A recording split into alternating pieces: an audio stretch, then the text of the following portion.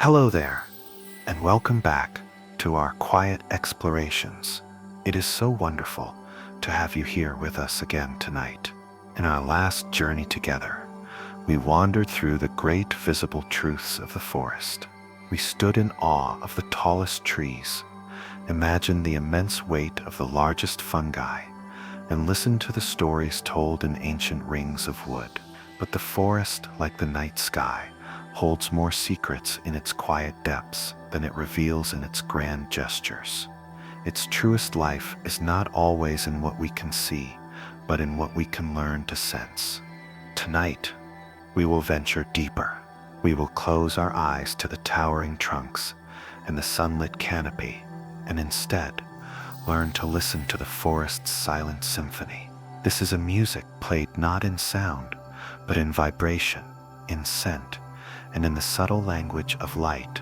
It is a conversation that has been unfolding for millions of years, carried on in whispers that pass from root to leaf, from tree to tree, across the still, dark air. So now, there is nothing for you to do but find your rest. Let your shoulders soften and your breathing fall into its own gentle rhythm. Let the weight of the day begin to dissolve, like mist burning off a forest floor at dawn. Imagine yourself standing at the edge of a wood as the last light fades, when the world of sight gives way to a world of feeling. The air grows cool, the shapes of things blur into shadow, and in the hush, a deeper awareness begins to stir. If you are ready, let us step into the quiet and begin. The forests we walk through may seem steeped in a profound silence, a stillness broken only by the call of a distant bird or the rustle of wind through the canopy. We have come to think of plants as passive, silent beings, rooted in place, waiting for the world to act upon them. But this quiet is an illusion. Beneath the surface of our hearing, the forest is humming with a constant, intricate dialogue. It is a world of immense sensitivity, where life communicates not through sound, but through feeling, through the language of vibration. Imagine a single, broad leaf on an oak tree, basking in the dappled afternoon light. To our eyes, it is a picture of tranquility, but in its world, a drama is about to unfold. A tiny caterpillar, no bigger than an eyelash, begins its meal. With microscopic jaws, it scrapes away the surface of the leaf. To us, this action is entirely silent, but to the tree, it is a shout. Each tiny bite sends a shiver, a minuscule tremor through the structure of the leaf. The leaf itself, a delicate membrane of cells, acts like the skin of a drum. The caterpillar's chewing is not a random noise. It creates a specific rhythmic vibration, a signature of damage, a clear signal of attack. This vibration does not stop at the edge of the leaf. It travels inward, a wave of information pulsing through the petiole, the small stem that connects the leaf to the branch. From there, it moves into the tree's vascular system, the network of fine tubes that carry water and nutrients.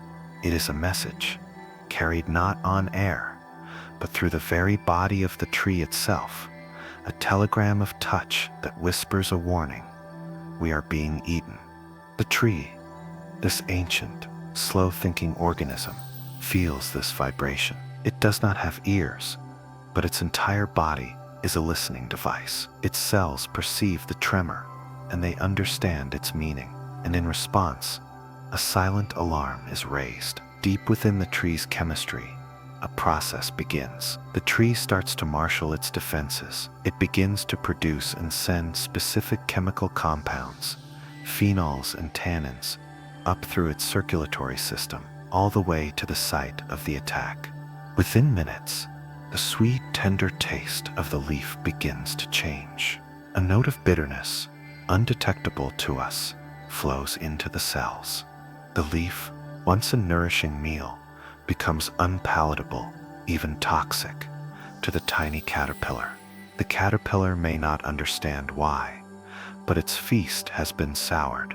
It may move on, seeking another leaf, another tree, but the tree has already responded. It has listened to a soundless cry for help and answered it with a quiet chemical shield. This is happening constantly on millions of leaves in every forest on Earth. It is a world of feeling that exists on a scale we can barely comprehend. What appears to us as a passive, unfeeling plant is in fact an organism of exquisite sensitivity. It is a living being that can distinguish the gentle tremor of a raindrop or the caress of the wind from the specific threatening vibration of a predator. It reminds us that listening is not only done with ears. Life has found ways to feel the world, to interpret its rhythms, and to respond with a wisdom that does not require a mind like our own. The forest floor may be silent to us, but for the trees, the ground and the branches are alive with the deep, resonant hum of existence, a constant flow of information carried on waves of touch. But this silent conversation does not end with the language of touch. It flows outward, leaving the body of the tree and becoming a part of the air itself. The forest breathes, and in its breath, it carries messages. It speaks in a language far older than words, a language of scent. The air in a forest is never empty. It is a rich, complex medium, thick with invisible rivers of fragrance, carrying warnings, invitations, and territorial claims from one living thing to another. When a tree is attacked, like our oak leaf being chewed by a caterpillar, its response is not only internal as it floods its own leaves with defensive chemicals, it also begins to release a different set of compounds into the air. These are known as volatile organic compounds, or VOCs. To us, they may register as the fresh, green smell of a wounded plant, but to other organisms, they are a highly specific and urgent broadcast. They are an airborne scream. This chemical signal drifts on the breeze, a plume of invisible scent that travels from leaf to leaf, from tree to tree. A neighboring oak, untouched and unharmed, receives this message. Its leaves, covered in tiny pores, are like a billion tiny noses, constantly sampling the air. When they detect the specific VOCs released by their wounded neighbor, they recognize the signature of danger. It is an unambiguous warning that a threat is nearby, and even before a single caterpillar has touched their own leaves, they begin to prepare. They start producing their own defensive tannins, preemptively making themselves less appetizing. The entire grove, in a matter of hours, can become a far less welcoming place for hungry insects. It is a collective, coordinated defense, a community bracing for a shared threat, all orchestrated through a silent chemical conversation. The language of scent, however, is more sophisticated than just a warning cry. It can also be a call for allies, a summons for help. The same chemical plume released by the chewed leaf does more than alert other trees. It travels further, carrying a message to a very different audience. A parasitic wasp, hunting for a place to lay her eggs, may be miles away, but her antennae are tuned to this specific frequency of scent. To her, the smell released by the damaged tree is not a warning. It is an invitation. It is the scent of her prey. She follows this invisible trail back to its source, flying against the wind, homing in on the precise location of the distress call. And when she arrives, she finds not just the tree, but the caterpillar that is causing the damage. The tree, in its moment of distress, has summoned a bodyguard. The wasp will lay her eggs inside the caterpillar, and her young will consume it from within. The tree has used its airborne language, not just to warn its kin, but to recruit another species into its defense. It has formed an alliance, written in the language of molecules. To walk through a forest is to walk through the heart of this immense, unending conversation. The air we breathe is filled with these messages. The sharp, clean scent of pine is not just a pleasant smell. It is a chemical shield, a complex array of compounds designed to deter pests. The sweet fragrance of a flower is a targeted advertisement, a promise of nectar written in perfume, meant for a specific bee or butterfly. We are immersed in a library of information that our own senses can only barely begin to decipher. We smell the forest as a single beautiful scent, but we are mostly deaf to the individual words, the urgent sentences, the intricate poems that are being exchanged all around us. It is a reminder that the world is far more communicative than we perceive. The forest is not a collection of individual silent trees. It is a connected, intelligent system, bound together by a web of scent, a constant, fragrant dialogue that sustains the health of the whole. This conversation of the forest flows through solid wood and drifts on the currents of the air. But it is also written in a medium, even more fundamental, more ethereal: the light itself. The canopy of a forest is a living filter, a dynamic ceiling that intercepts the raw, powerful energy of the sun and transforms it. Down on the forest floor, light is no longer just a source of energy. It becomes a source of information. The shadows are not empty. They are messages. Imagine a tiny seedling sprouting from the dark, damp earth. Its entire world is defined by the quest for light. But in the deep shade of the understory, direct sunlight is a rare and fleeting gift. The world is a green-tinted twilight, a mosaic of shadow, and the occasional brilliant fleck of gold that finds its way through the leaves far above.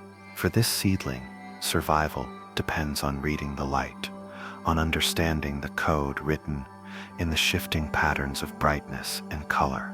When sunlight passes through a green leaf, the leaf's chlorophyll absorbs most of the red and blue light for photosynthesis.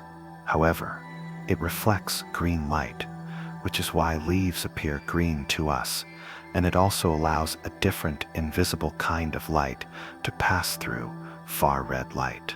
This means that the light on the forest floor, in the shade of other plants, has a very different character from direct sunlight.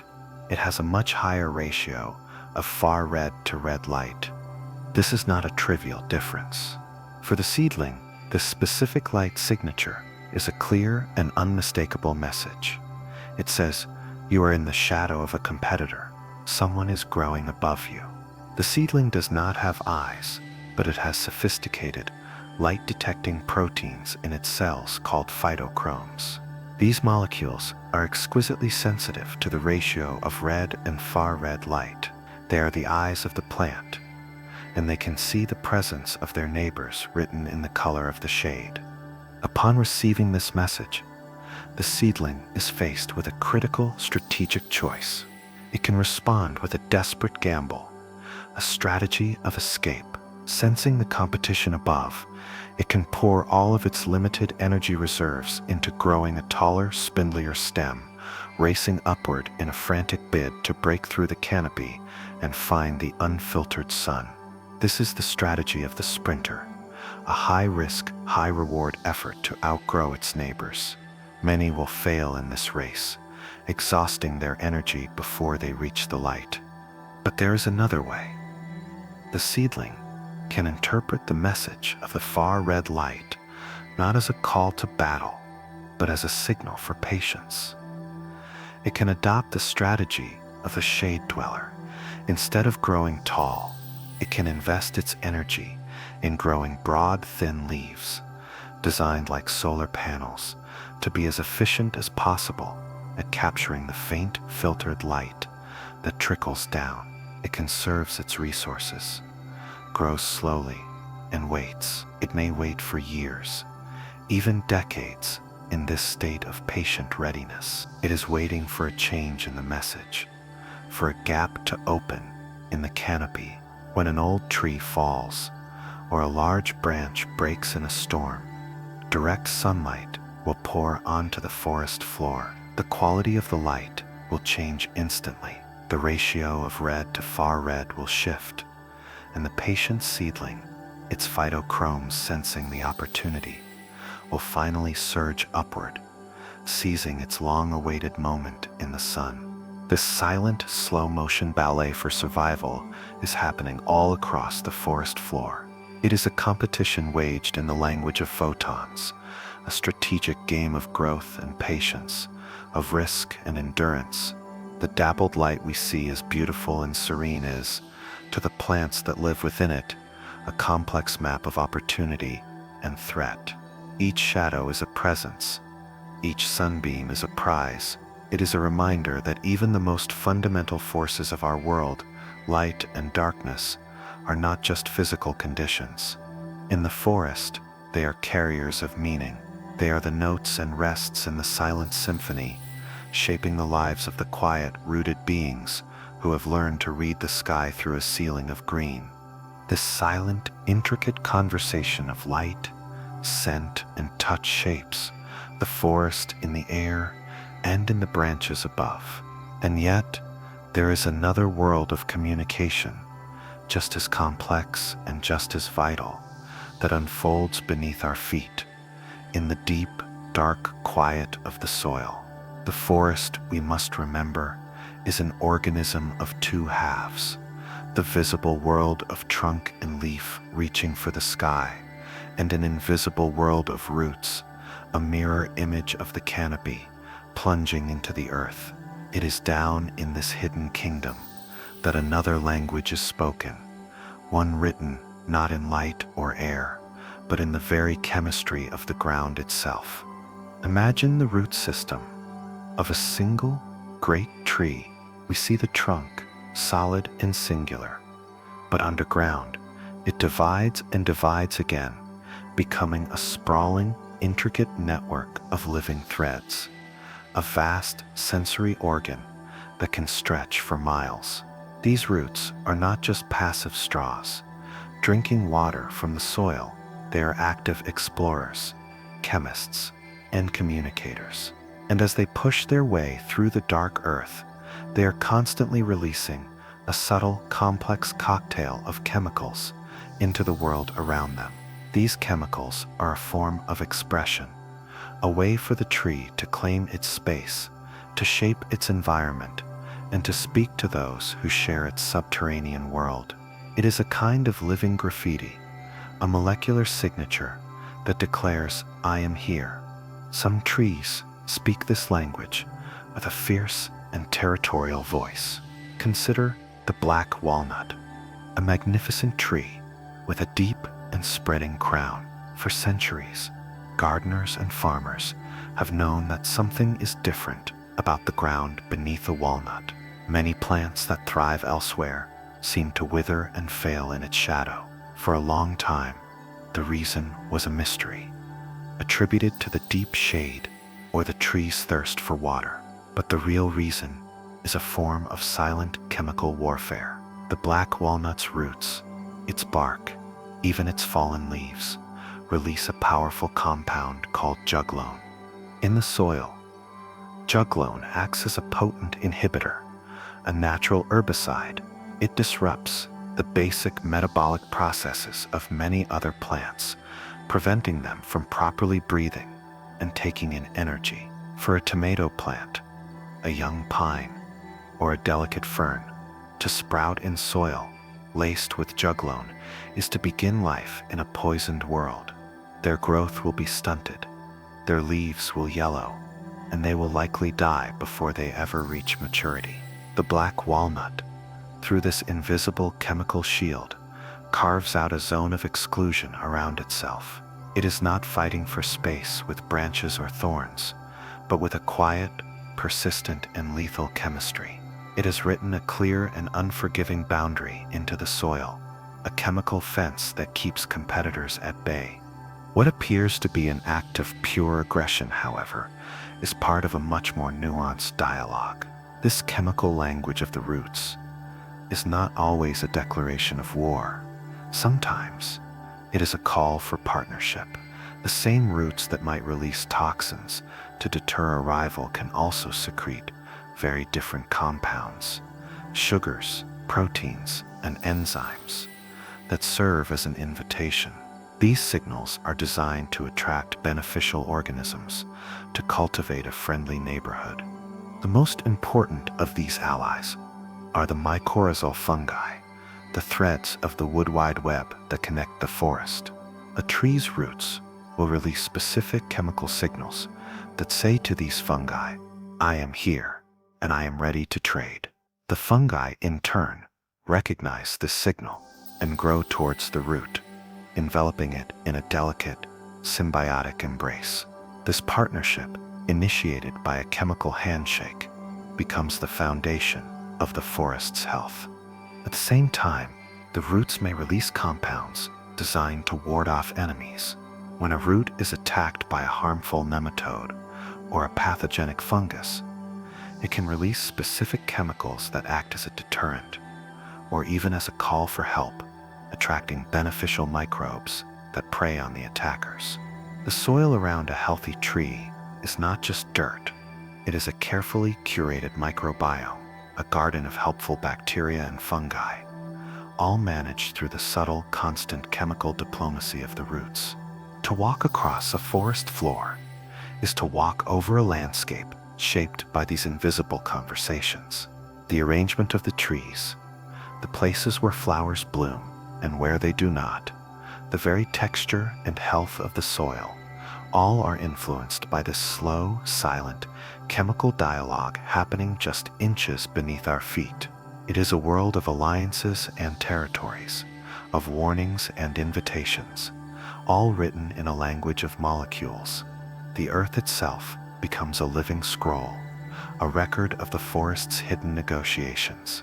It reminds us that the world beneath the soil is as active, as strategic, and as full of life as the world we see above it. It is the quiet, foundational intelligence of the forest, working patiently in the dark.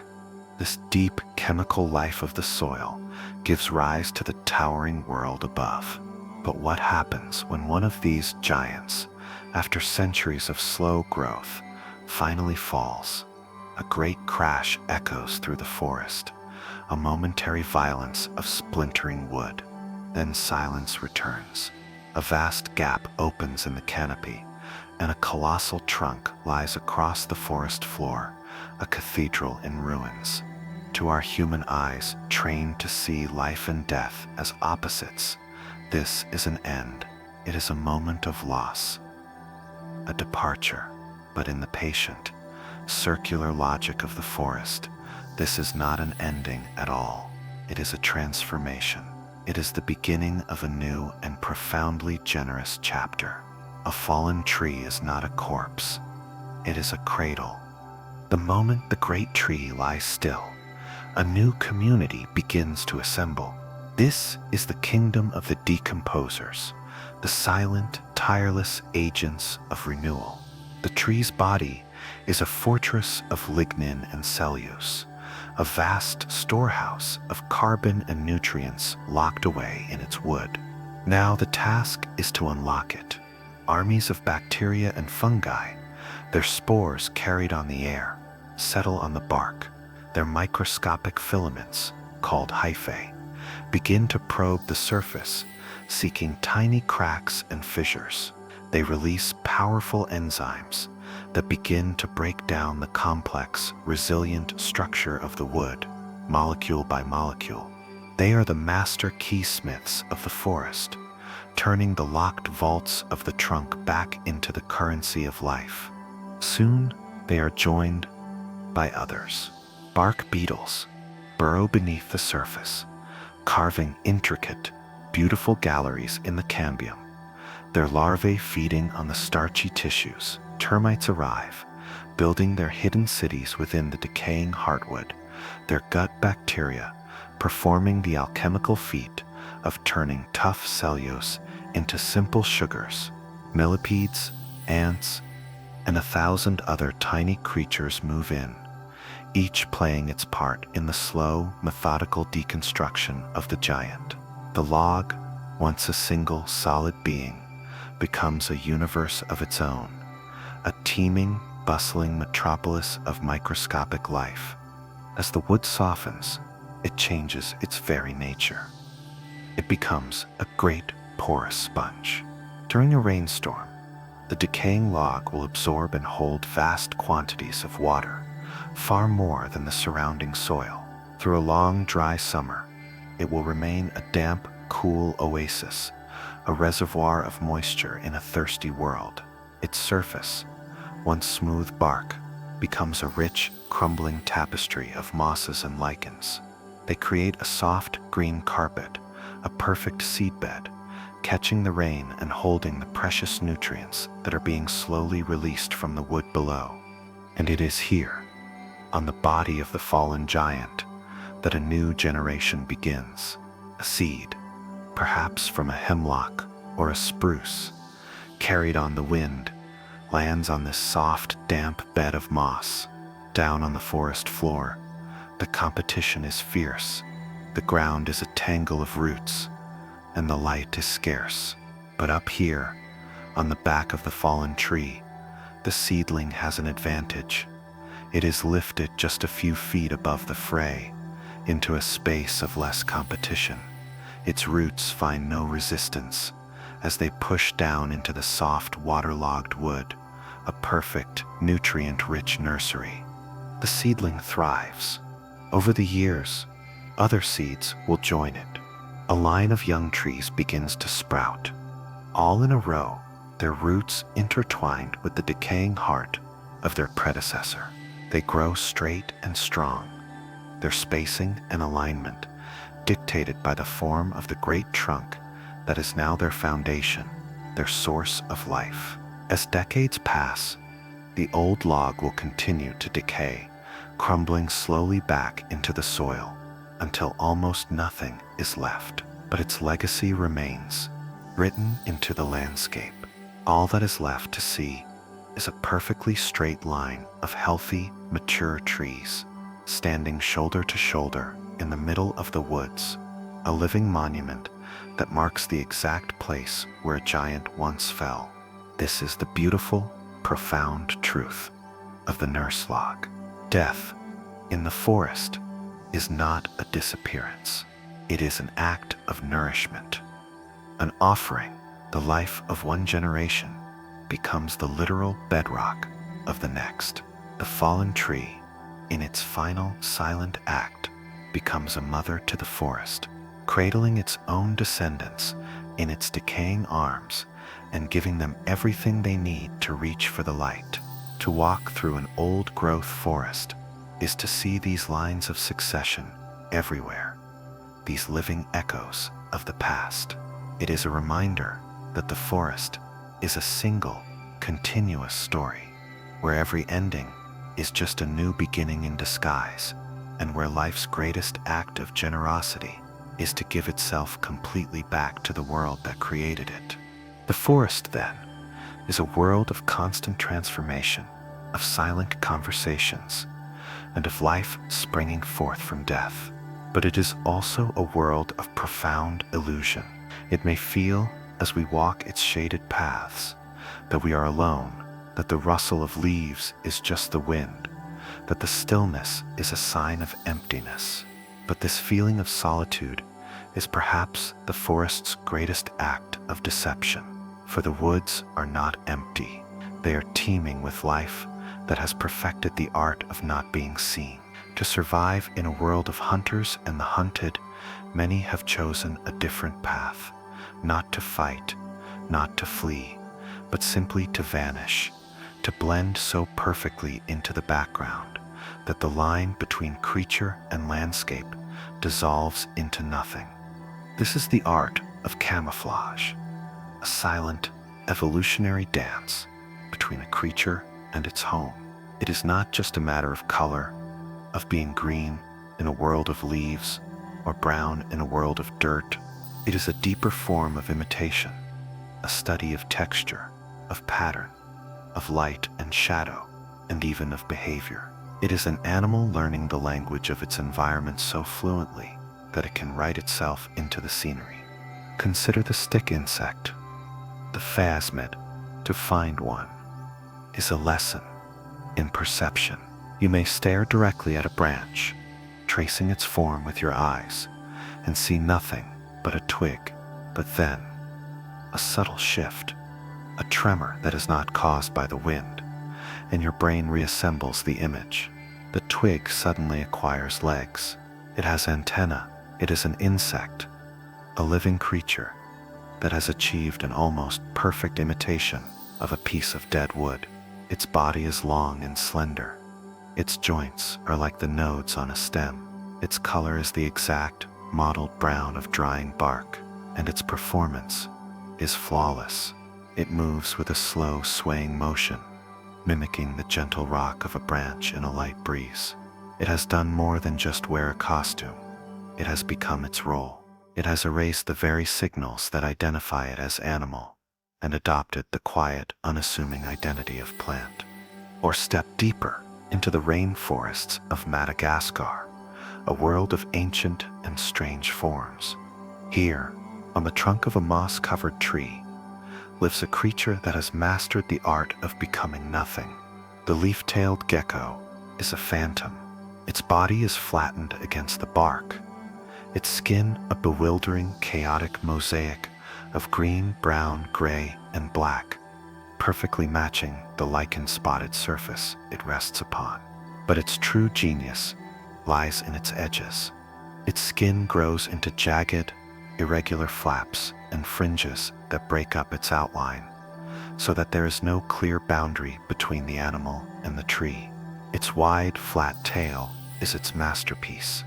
It is shaped like a decaying leaf, complete with notches, veins, and even a tattered, rotting edge.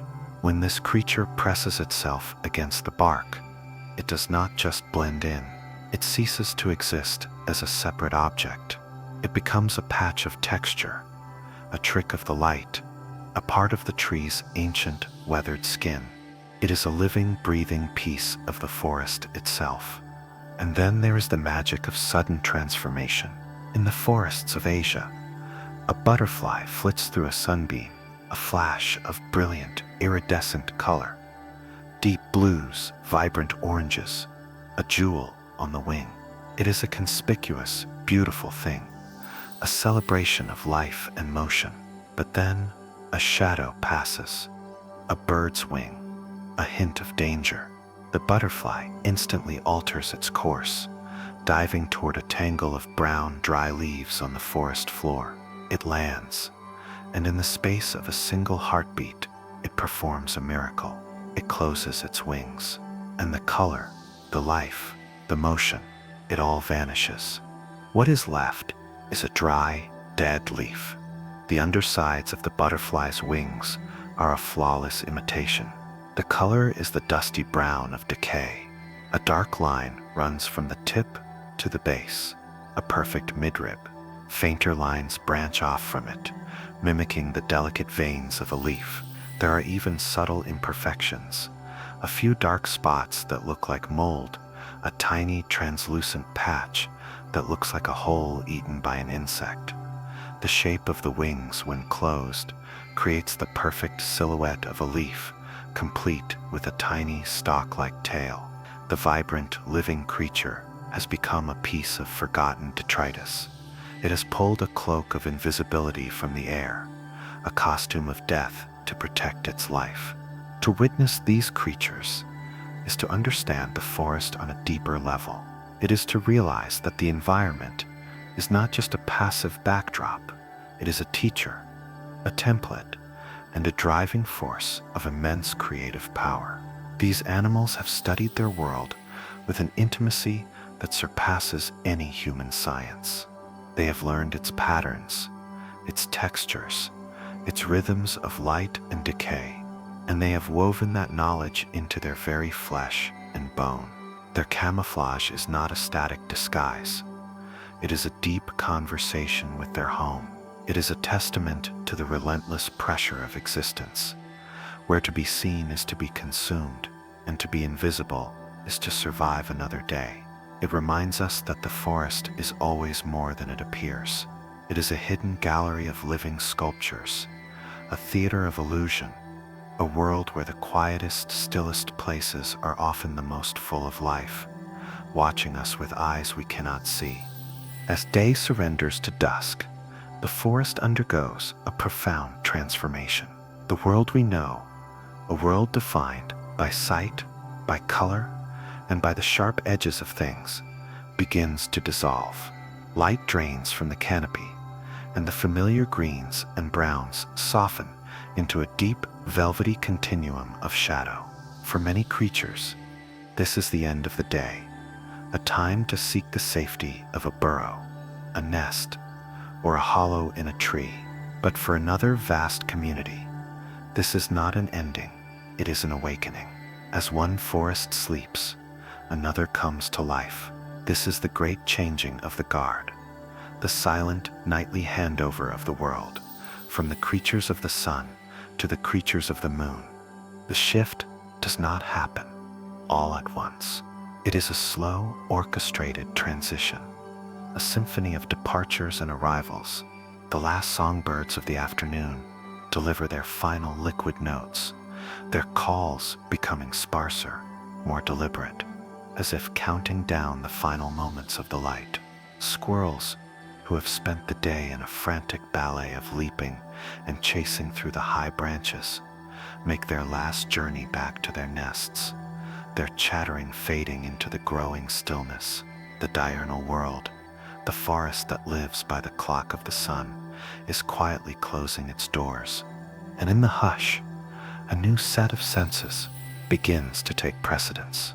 The air, growing cool and heavy, becomes a richer medium. Scents that were burned away by the heat of the day now linger, becoming potent signals in the darkness. The damp, earthy smell of the soil deepens. The fragrance of a night-blooming flower, a pale, ghostly blossom like the moonflower or the evening primrose, begins to unfurl. A sweet, intoxicating invitation meant only for the travelers of the night. Sound, too, takes on a new clarity. Without the constant hum of daytime insects and the rustle of wind in sun-warmed leaves, the smallest snap of a twig or the faintest whisper of movement travels far, each sound a piece of vital information in the immense, dark space. Now, the first of the nocturnal residents begin to stir. From a hollow in an ancient oak, a pair of large, dark eyes blink open. An owl, a feathered phantom, silently stretches its wings. It does not burst into the sky, but slips from its perch like a wisp of smoke, its specialized fringed feathers muffling the sound of its own flight, rendering it a silent hunter. Its world is not one of sight, but of hearing. Its face, a flattened, satellite-like disk of feathers, funnels the faintest sounds toward its asymmetrical ears, allowing it to pinpoint the exact location of a mouse rustling in the leaf litter, a sound utterly inaudible to us. From 100 feet above, on the forest floor, a different kind of hunter emerges. A civet, a sleek, cat-like creature with a long, secretive face, uncurls from its daytime den. It moves with a low, slinking grace, its body a ripple of muscle and shadow. It is a creature of scent. Its world is a map of odors, a landscape of territorial markers left by rivals and the lingering, tantalizing trails of potential prey, insects, fallen fruit, a sleeping bird.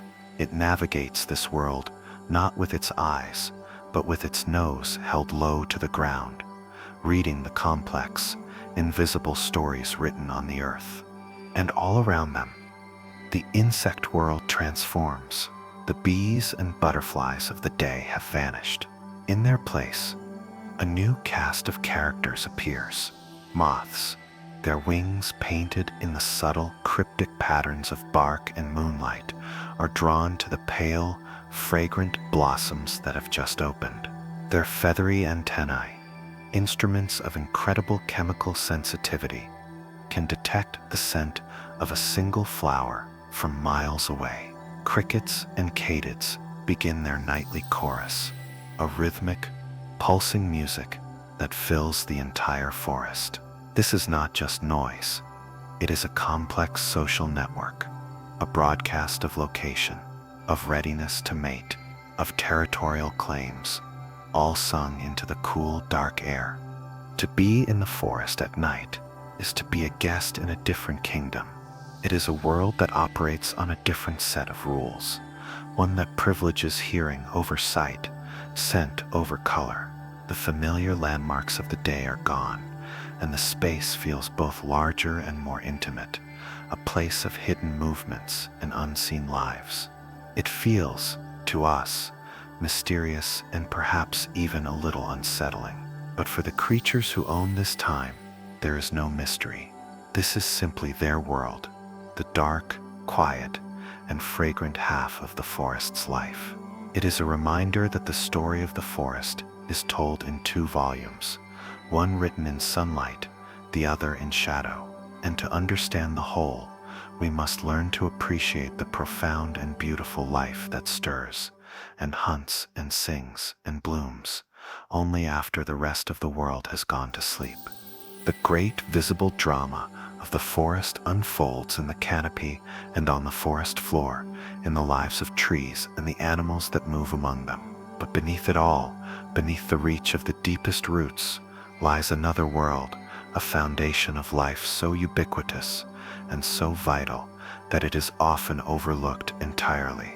This is the world of the forest floor itself, the thin, living skin of the earth, the layer of fallen leaves. We walk on it, we hear it crunch under our feet, we see its rich, brown color, but we rarely stop to consider what it truly is. It is not just a carpet, it is a city, a factory, and a graveyard all at once. It is the engine room of the forest. Imagine the forest in autumn. A slow, silent rain of color descends. Leaves of gold, of crimson, of rust detach from their branches and drift down, settling in a thick, soft blanket upon the ground. This annual offering is an act of immense generosity. The trees are returning to the earth the nutrients and the energy they have borrowed from it throughout the year. This layer of fallen leaves, the litter, is a treasure chest, a vast repository of carbon, nitrogen, phosphorus, and all the essential minerals of life, all locked away in the complex structure of the leaves. But they are not yet available. A living tree cannot eat a dead leaf. The treasure must be unlocked. And so, into this layer of fallen wealth moves a community of organisms so numerous and so diverse that it beggars belief.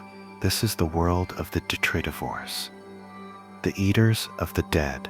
They are the great recyclers, the unsung heroes who turn endings into beginnings.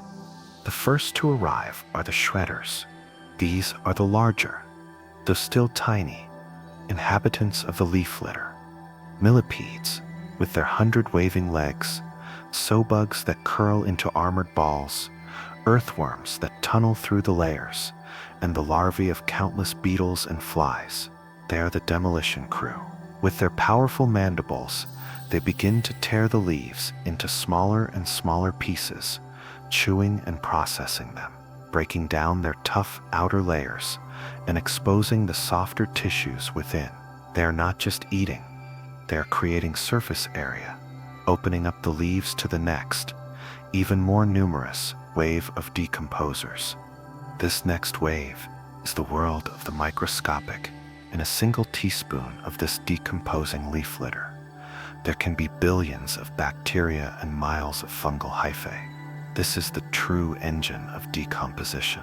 Bacteria swarm over the tiny leaf fragments, releasing enzymes that dissolve the cell walls and consume the simple sugars and proteins inside. Fungal send their gossamer-thin filaments into the very heart of the leaf structure, their powerful chemical arsenal capable of breaking down even the toughest materials, like cellulose and lignin, that other organisms cannot digest. They are not alone. They are hunted and managed by an even stranger cast of characters, amobas, single-celled predators, ooze through the water films between leaf fragments, engulfing bacteria, nematodes, microscopic roundworms, hunt for bacteria, fungi, and each other in this subterranean jungle. And then there are the springtails, the columbola. These tiny, ancient, insect-like creatures are unimaginably abundant. Hundreds of thousands can live in a single square yard. They graze on fungal hyphae, controlling their growth, and with a unique spring-loaded appendage under their abdomen, they can leap enormous distances to escape predators, their tiny forms catapulting through the dark, damp spaces. This entire teeming, invisible world is a perfectly balanced system of consumption and renewal. As these countless organisms live and eat and die, they transform the locked-up nutrients of the fallen leaves into a form that is available again. They create humus, the dark, rich, and stable organic matter that gives forest soil its characteristic texture and fertility. This humus is a reservoir of life, holding water like a sponge and slowly releasing its nutrients back to the waiting roots of the trees. The cycle is now complete. The nutrients that were drawn up from the soil, crafted into a leaf in the high canopy, and then returned to the earth in autumn, have now been liberated. They are ready to be drawn up once more, to fuel the growth of a new leaf, a new branch, a new generation. The forest floor is the bridge between death and life.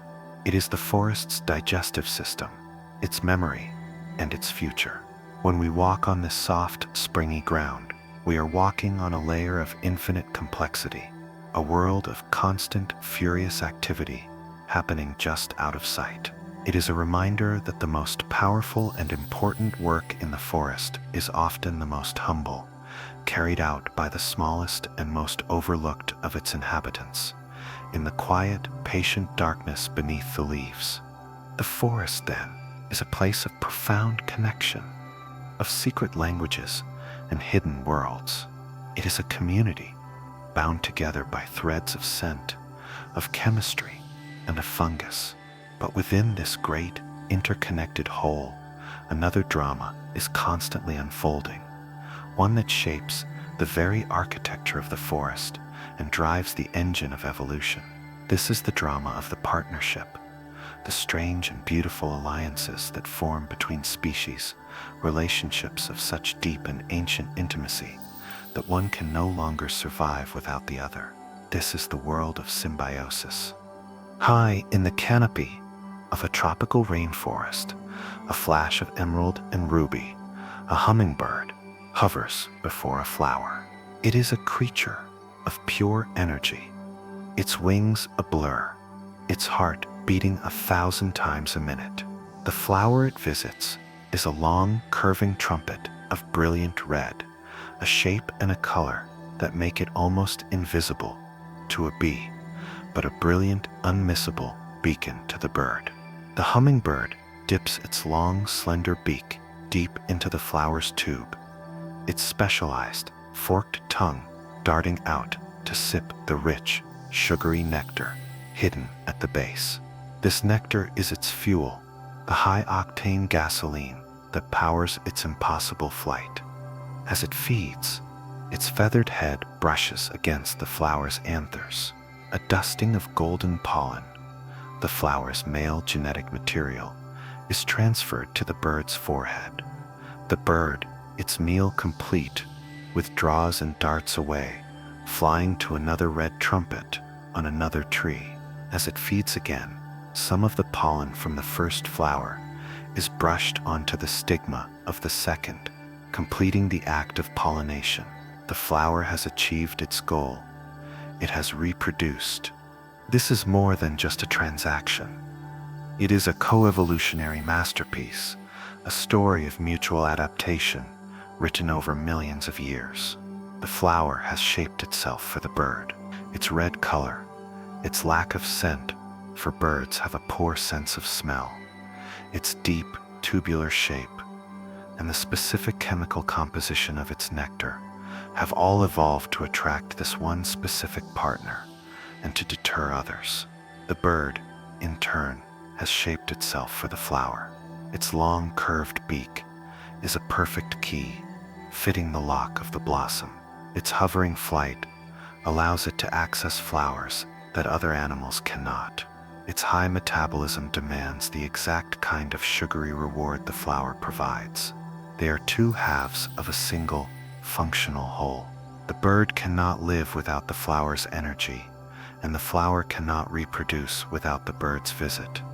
Their lives are inextricably, beautifully intertwined. This dance of partnership takes on even stranger forms. In the forests of Central America lives a species of acacia tree. Unlike its relatives, this acacia has a secret. It is hollow. Its large, swollen thorns are not filled with pulp, but are empty chambers, perfect miniature barracks. And these barracks are not empty. They are home to a colony of ferocious, stinging ants. This is no accident. The tree and the ants have a contract. The tree provides everything the ants need to live. The hollow thorns are their shelter, a safe and defensible home. At the base of its leaves, the tree grows tiny, protein-rich nodules called Beltian bodies, a constant source of solid food for the ant larvae. And from special glands on its stems, it secretes a sweet nectar, a sugary drink for the adult ants. The tree is a living, all-inclusive resort for its ant colony. In return, the ants provide the tree with a level of protection that no bark or poison could ever match. They are a standing army, a 24-hour security force. The moment an herbivore, a deer or an insect, touches a leaf, the ants swarm out of their thorn barracks, a furious, biting, stinging wave of defense, and drive the intruder away. They are relentlessly aggressive. They will attack any other plant, a vine or a seedling, that dares to touch their home tree, chewing it away, to ensure their acacia has no competition for sunlight. They even patrol the ground at the base of the tree, clearing away any sprouting seeds that might compete for water and nutrients. The tree has outsourced its defense, and in doing so, it thrives, growing faster and stronger than its relatives. The ants have found a perfect, inexhaustible home, a fortress that also feeds them. This is an alliance so complete that neither can survive without the other.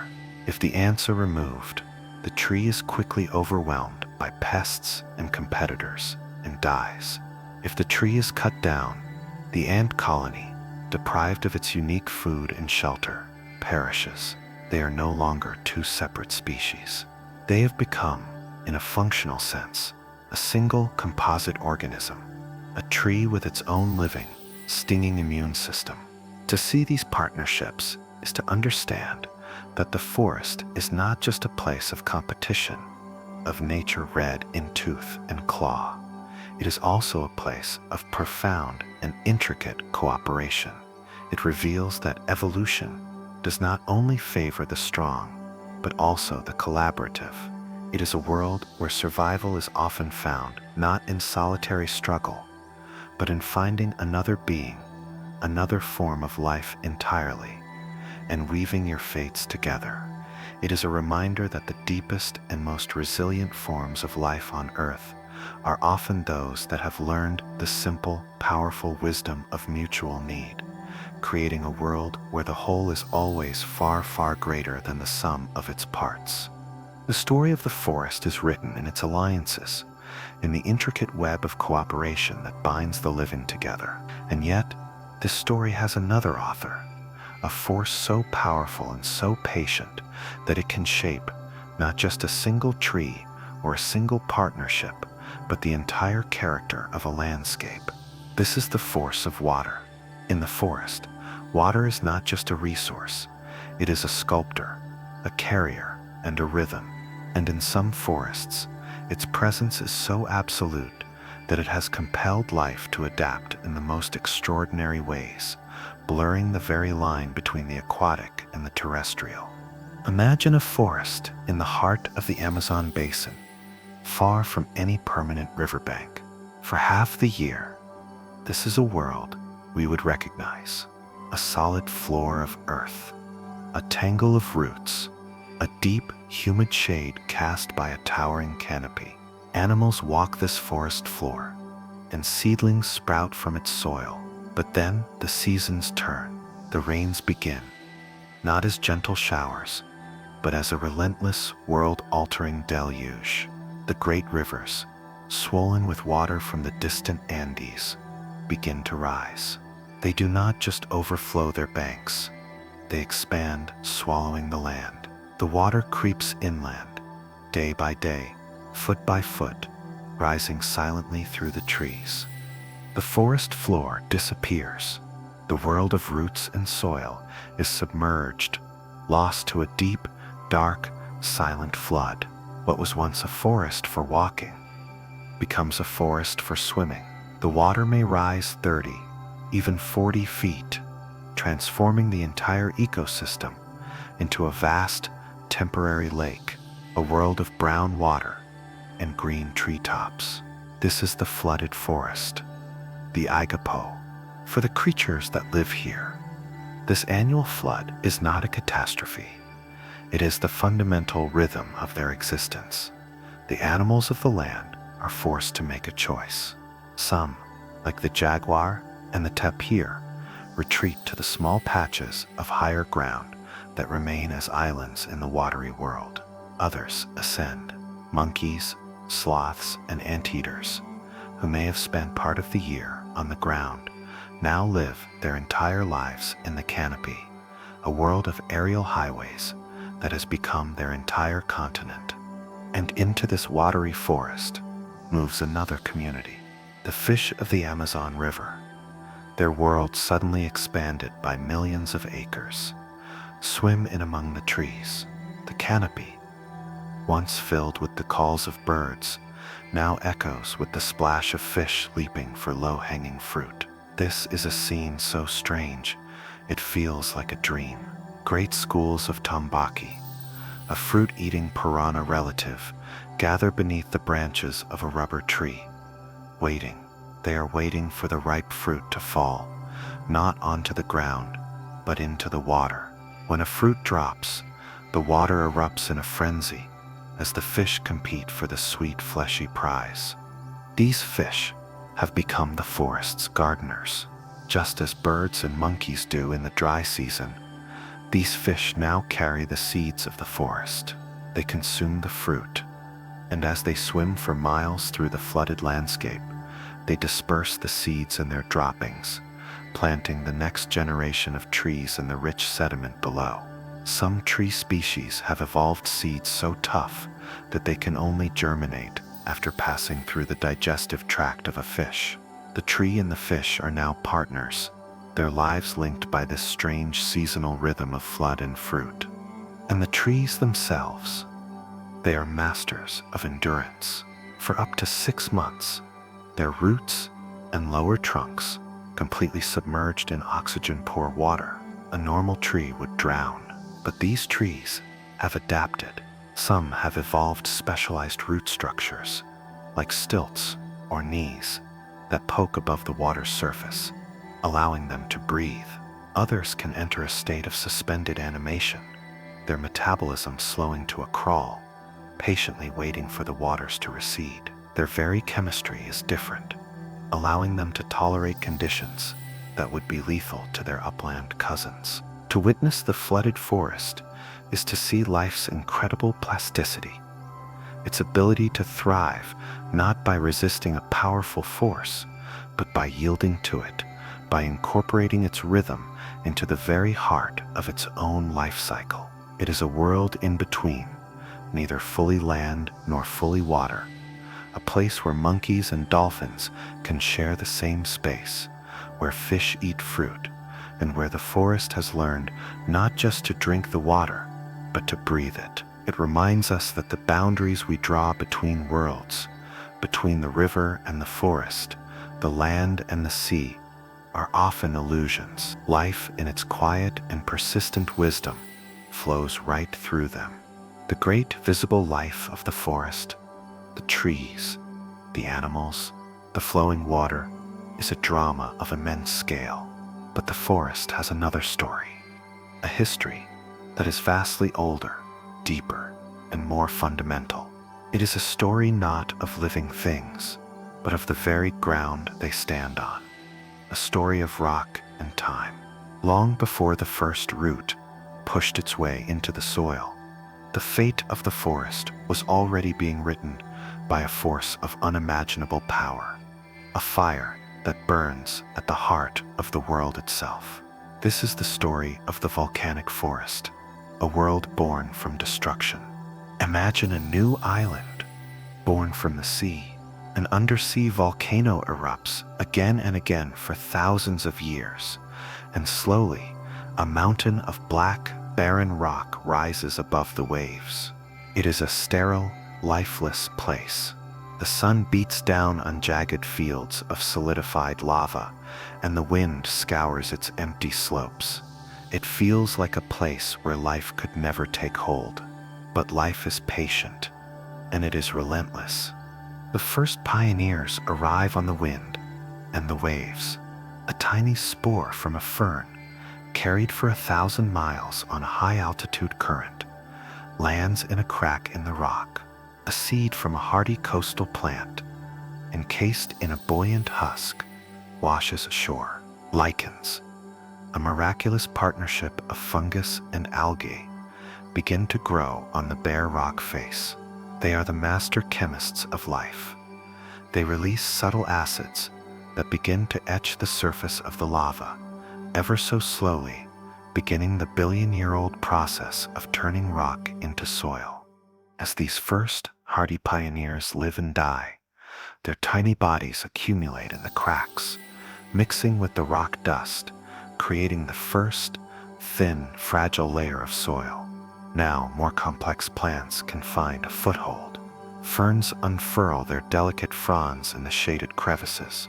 Tough grasses begin to sprout, their roots a fine, strong net that holds the new soil in place. And then, a new eruption. The mountain trembles, and with a deafening roar, it unleashes its fire. A river of molten rock, a glowing, viscous tide of liquid earth, flows down the slope, consuming everything in its path. The fragile new life is buried, incinerated, erased. The land is once again a sterile canvas of black rock. The work of centuries is undone in a matter of hours.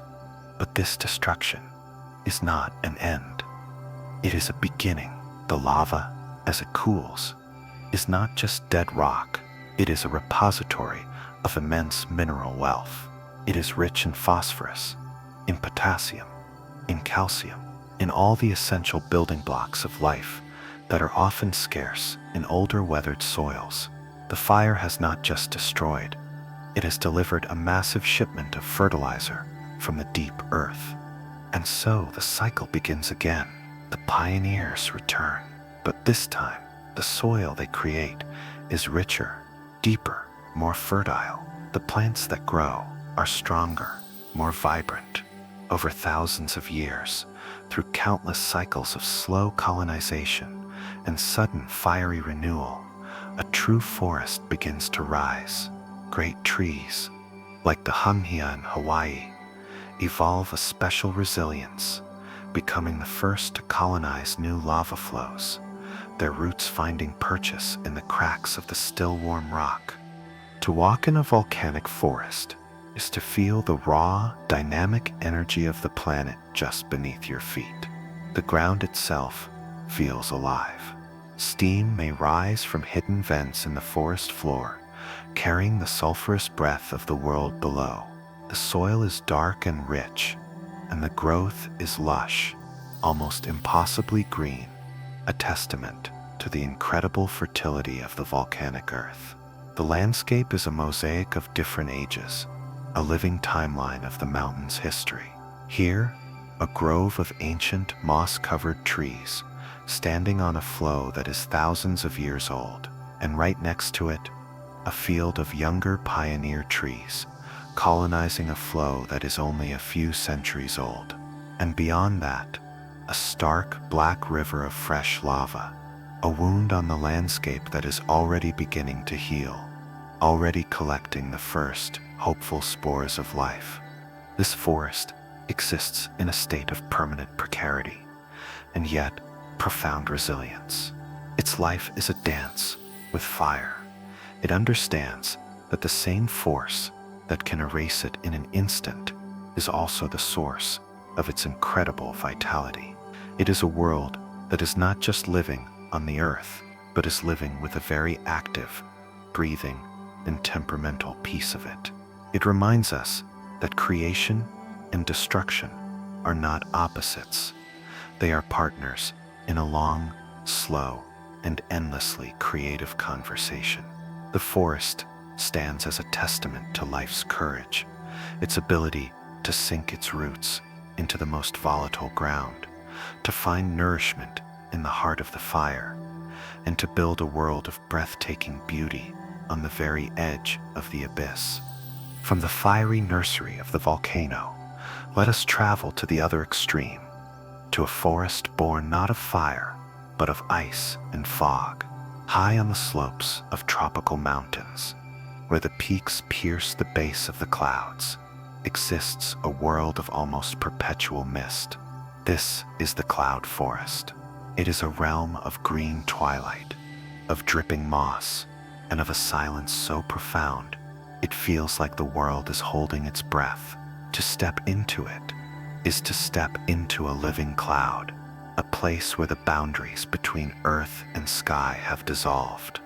The air here is cool and heavy with moisture. The clouds do not just pass overhead. They are a constant presence, rolling up the slopes in thick, silent waves, enshrouding the entire forest in a soft, gray embrace. It does not need to rain here for the world to be wet. The trees themselves have learned to drink directly from the sky. Their leaves and branches are not smooth, but are covered in a thick, shaggy coat of mosses, lichens, and ferns. This living coat acts like a great green net. As the mist drifts through the branches, these epiphytes, these plants that live upon plants, comb the microscopic droplets of water from the air. The droplets coalesce, growing larger and heavier until they drip slowly and constantly from every surface. This is not rain. This is cloud drip, or horizontal precipitation, and it can provide more water to the forest than rainfall itself. This constant, gentle irrigation creates a world of almost unimaginable lushness. Every surface is alive. Tree trunks, which in a lowland forest might be bare bark, are here covered in gardens inches thick. Mosses in 100 shades of green create a soft, velvety carpet. Orchids, their blossoms like jewels of impossible color and form, cling to the high branches, their roots dangling in the moist air. Bromeliads, shaped like cups, collect pools of water in their centers, creating miniature, private ponds high in the canopy. Worlds that become home to specialized frogs, insects, and even tiny crabs that live their entire lives without ever touching the ground. The forest floor, in turn, is a deep, springy mattress of fallen leaves and moss, so saturated with water that to step on it is like stepping on a giant sponge. The trees of the cloud forest are different from their lowland cousins. They are not the soaring, straight giants of the Amazon. Here, in the thin soil and buffeted by constant winds, they are shorter, gnarled, and twisted, their branches spreading wide, like open arms to catch the mist. They are draped in their thick coats of epiphytes, giving them an ancient, almost mystical appearance, like wise, green wizards of the mountain. They are living ecosystems unto themselves, each tree a vertical continent, supporting hundreds of other species of plants and animals in its branches. The sounds of the cloud forest are muted, softened by the thick, damp air.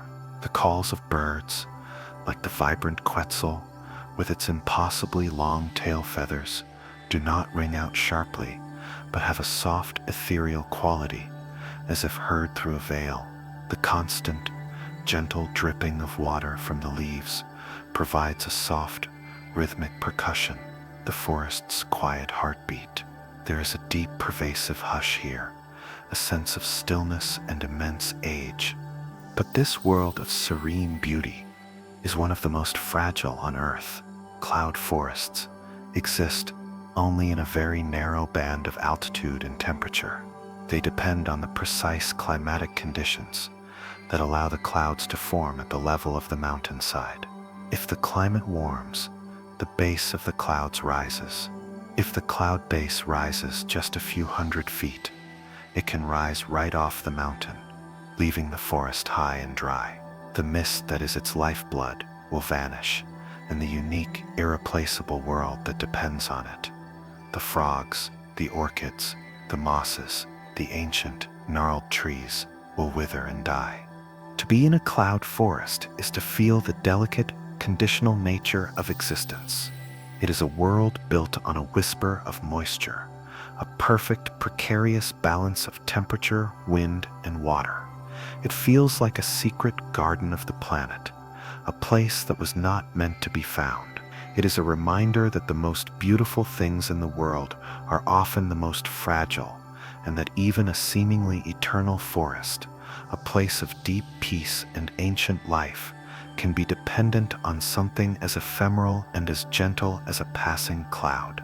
The forests we have visited so far, worlds of fire, of water, of mist, are all shaped by the grand elemental forces of the planet. But there is another kind of forest, another kind of creator, that shapes the world not through geology or climate, but through the patient, persistent, and ingenious work of life itself. In the warm, coastal waters of the tropics, where the land meets the sea, grows a forest that walks on water. It is a world of tangled roots and salty air, a living, breathing labyrinth that stands as a guardian between two worlds. This is the mangrove forest. To enter a mangrove forest, the mangle is to step into a different dimension. The familiar rules of the forest no longer apply. There is no solid ground beneath your feet, only a soft, deep mud rhythmically washed by the tides. The trees do not rise from the earth in a single solid trunk. Instead, they stand on a scaffold of arching, tangled roots, like a legion of wooden spiders wading into the sea. These are the prop roots, and they are the secret to the mangrove's survival. They anchor the tree in the shifting, unstable mud, and they lift its trunk and leaves above the suffocating, salty water. This is a world of constant, gentle motion, a world that lives by the clock of the moon. Twice a day, the tide comes in, and the sea flows silently among the roots, turning the forest into a shallow aquatic world. Small fish and crabs dart through the submerged corridors, and the water laps gently against the bark of the trees. And then, twice a day, the tide recedes, exposing the glistening mudflats and the intricate architecture of the roots. The forest floor becomes a realm of scurrying crabs, of mud skippers, amphibious fish that can breathe air and walk on their fins, and of wading birds that probe the soft ground for hidden worms and shellfish. The mangrove forest is a place of two identities, a woodland and a wetland, its character changing completely with every turn of the tide. Life in this environment is a constant challenge. The water is salty, a poison to most plants. The soil is a thick, oxygen-poor mud that would suffocate the roots of a normal tree, and the ground is constantly shifting, threatening to wash away any life that is not securely anchored. The mangrove, however, is a master of adaptation. It has solved each of these impossible problems with a quiet evolutionary genius. To deal with the salt, mangroves have developed a range of sophisticated strategies. Some species, the salt excluders, have a special filtration system in their roots that simply blocks the salt from entering their tissues, allowing them to drink the seawater and leave most of the salt behind. Other species, the salt excretors, take in the salty water and then push the excess salt out through special glands on their leaves. On a sunny day, you can sometimes see tiny, glittering crystals of salt on the surface of a mangrove leaf, the tree literally sweating out the sea. To breathe in the airless mud, mangroves have evolved some of the most beautiful and strange structures in the plant kingdom. The prop roots that hold them up are covered in tiny pores called lenticels that allow them to absorb oxygen directly from the air when the tide is out. Other species send up specialized roots from below, like a field of woody snorkels that poke up through the mud and into the air. These breathing roots, called pneumatophores, can turn a mangrove swamp into a surreal sculptural landscape, a field of knobby gray fingers reaching for the sky from the mud below. But the mangrove's greatest gift is not just its own survival. It is what it creates. This tangled, impenetrable wall of roots is a fortress of life. It acts as a powerful breakwater, dissipating the energy of storm waves and protecting the coastline from erosion. The land behind a healthy mangrove forest is safe, sheltered by this living, self-repairing seawall. And as the water slows down among the roots, it is forced to drop its sediment. Silt, mud, and sand settle out of the water, trapped by the dense network of roots. Slowly, painstakingly, over years and decades, the mangrove forest builds its own land. It is a terrestrial pioneer, an ecosystem that actively marches out into the sea, consolidating the coastline and creating new ground where none existed before. Within this sheltered, root-bound world, a nursery of astonishing richness is formed. The calm, nutrient-rich waters of the mangle are the perfect breeding ground for countless species of fish, shrimp, and shellfish.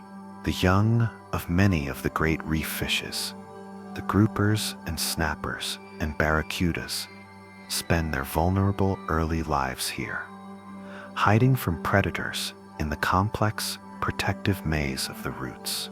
Without the mangroves, the coral reef itself would falter, its populations of fish unable to replenish themselves. The mangrove forest is a place of quiet, diligent work. It is a builder, a filter, and a guardian.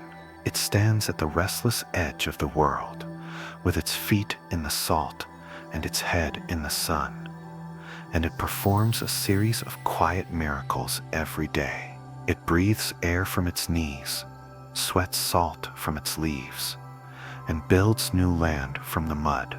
It is a testament to the patient, adaptive power of life, a reminder that the most challenging environments often give rise to the most ingenious and generous forms of existence.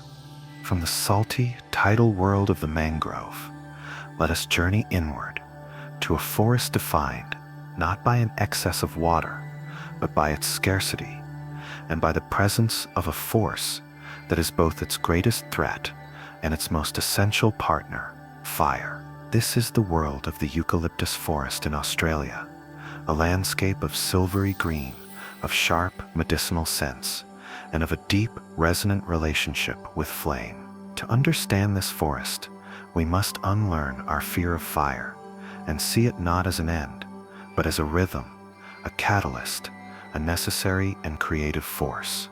The eucalyptus, the gum tree, is the soul of this forest. There are hundreds of species, and they dominate the landscape.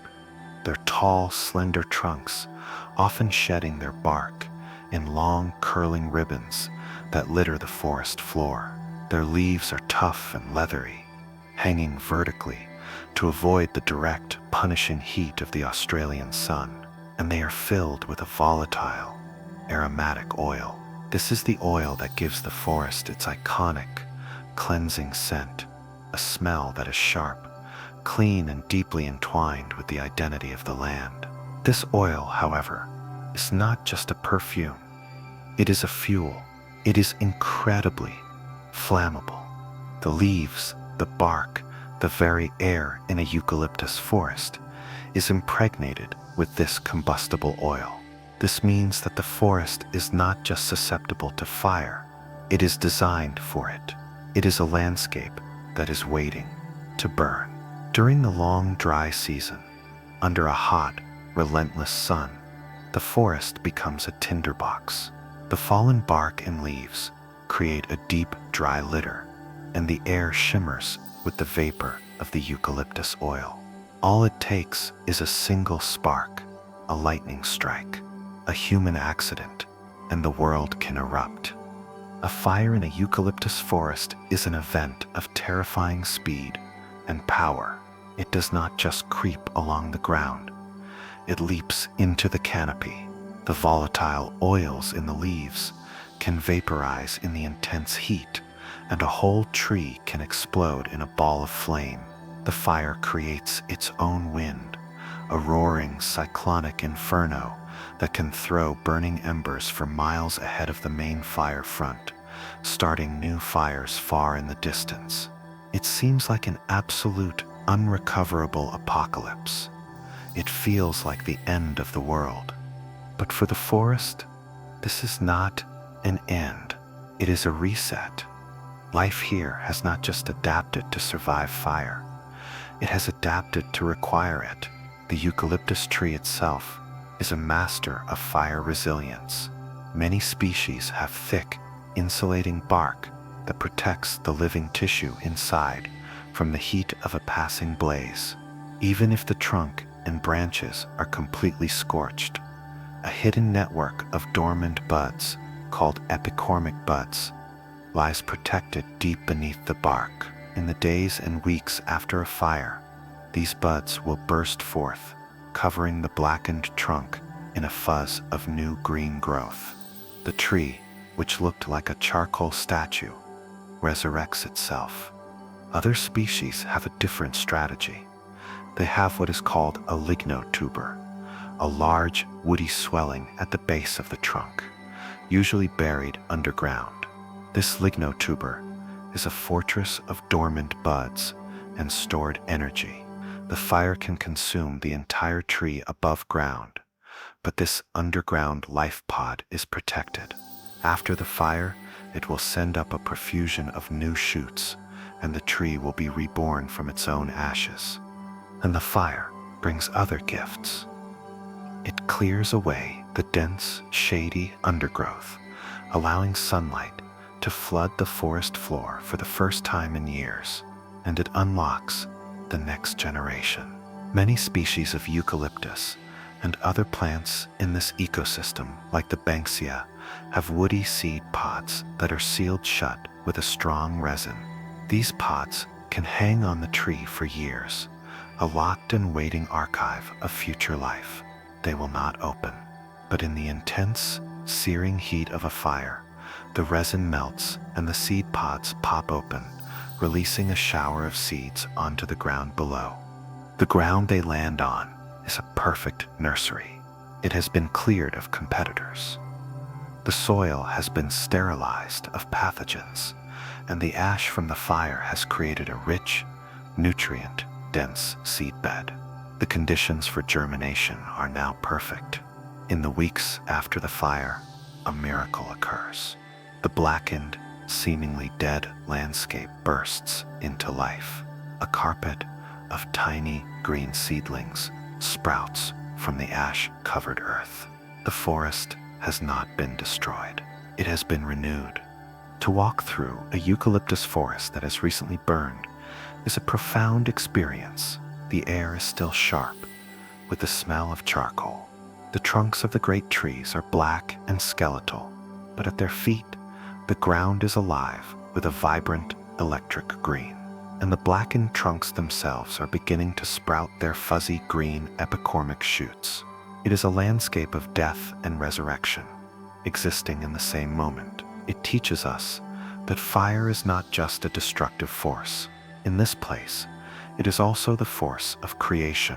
It is the harsh but necessary midwife of the forest, the catalyst that clears the old, makes way for the new, and ensures that the great rhythmic cycle of life, death, and rebirth will continue, written in a language of smoke and flame.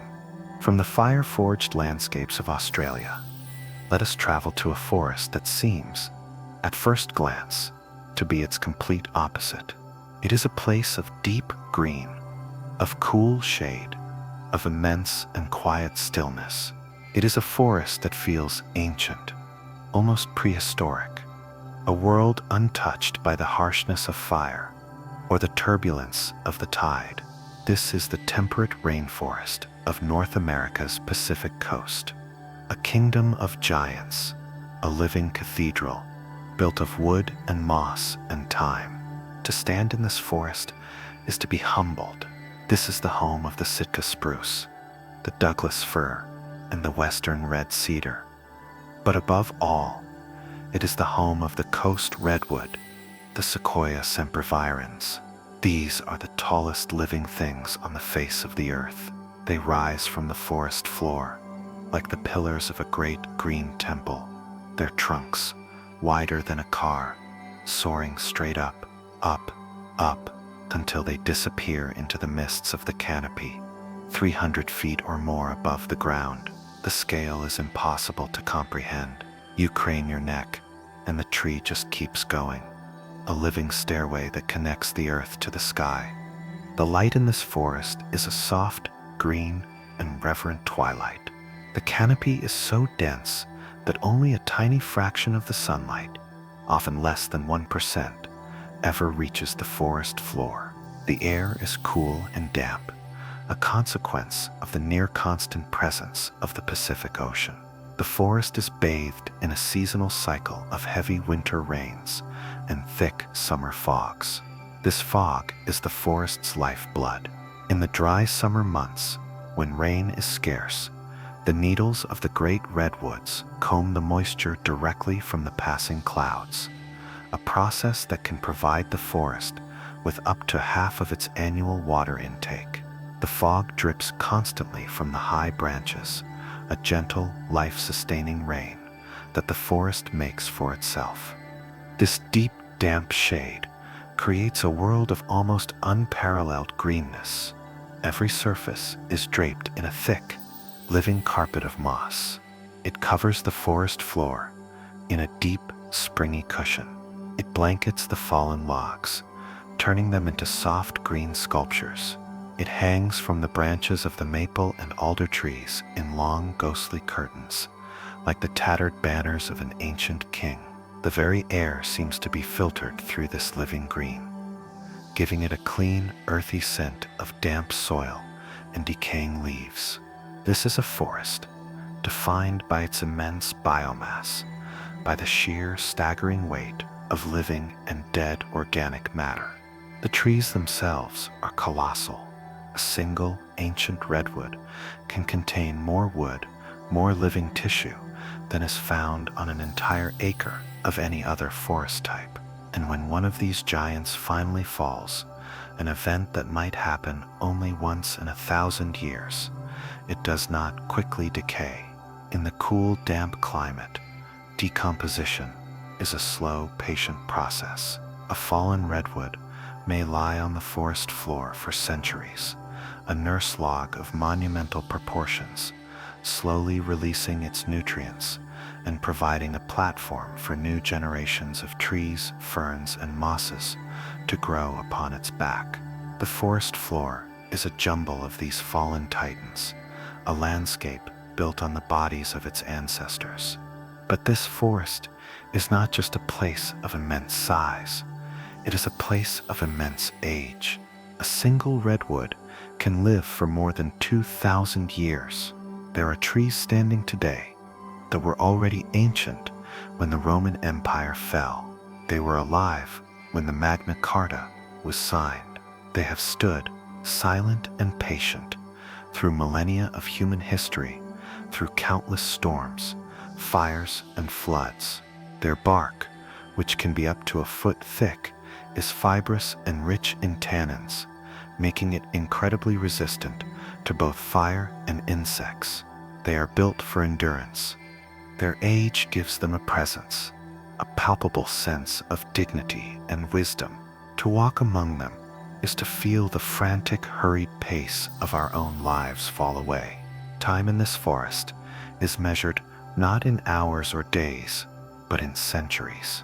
The silence is not an emptiness, but a fullness, a presence that is made of the accumulated quiet of 2,000 years.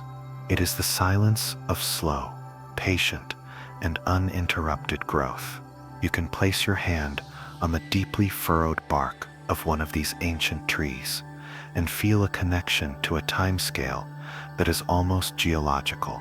You are touching a living being that has been a part of this world for longer than our entire civilization has had to write its stories. This forest feels like the planet's memory, a living archive of what the world can be when it is left to its own slow, patient, and magnificent devices.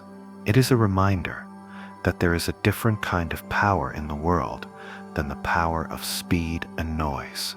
It is the power of endurance, of stillness, of growing slowly and deeply in one place.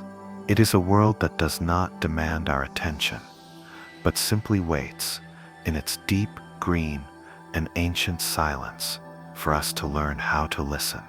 From the deep, damp silence of the Redwood Coast, let us travel to a forest that seems to belong to another world, another time. It is a landscape of stark, sculptural beauty, a place of thorns, of swollen trunks, and of leaves that appear only as a fleeting, seasonal luxury. This is the spiny forest of Madagascar, a forest born of heat, of drought, and of an evolutionary journey so unique it has created a cast of characters found nowhere else on Earth.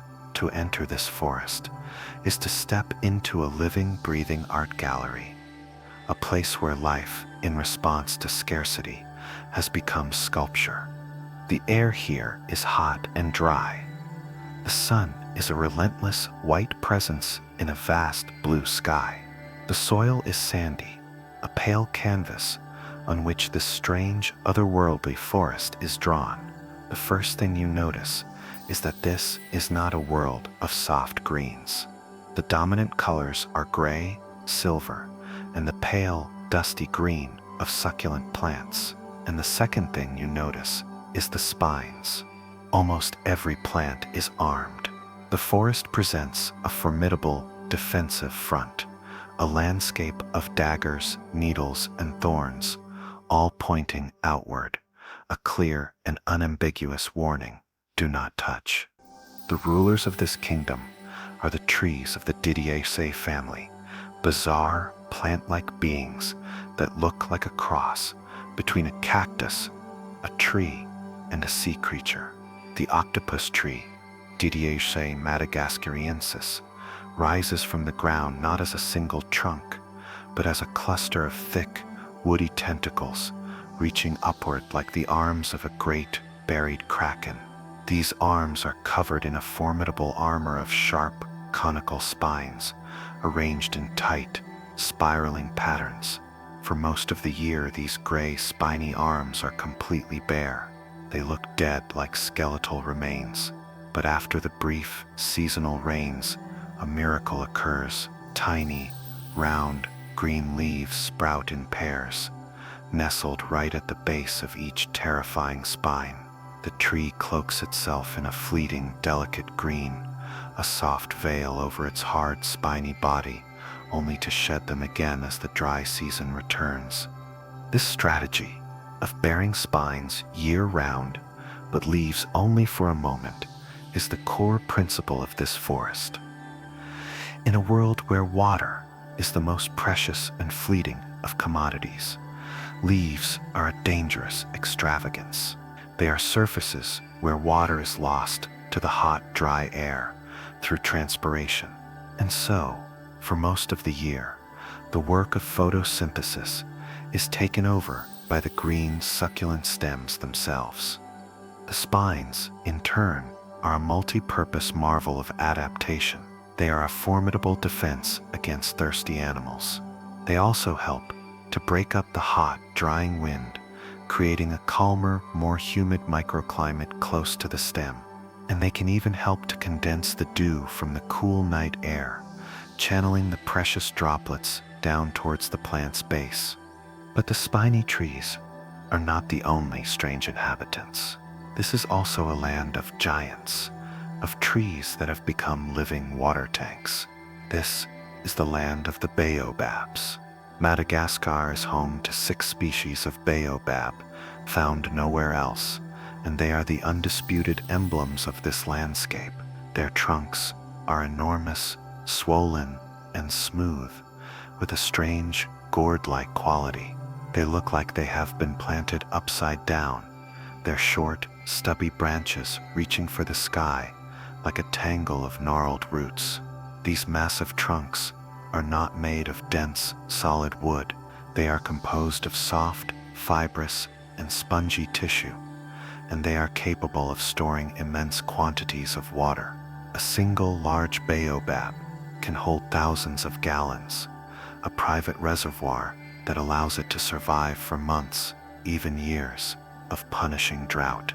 During the dry season, the trunk may even visibly shrink as it uses up its stored water, only to swell again with the coming of the rains.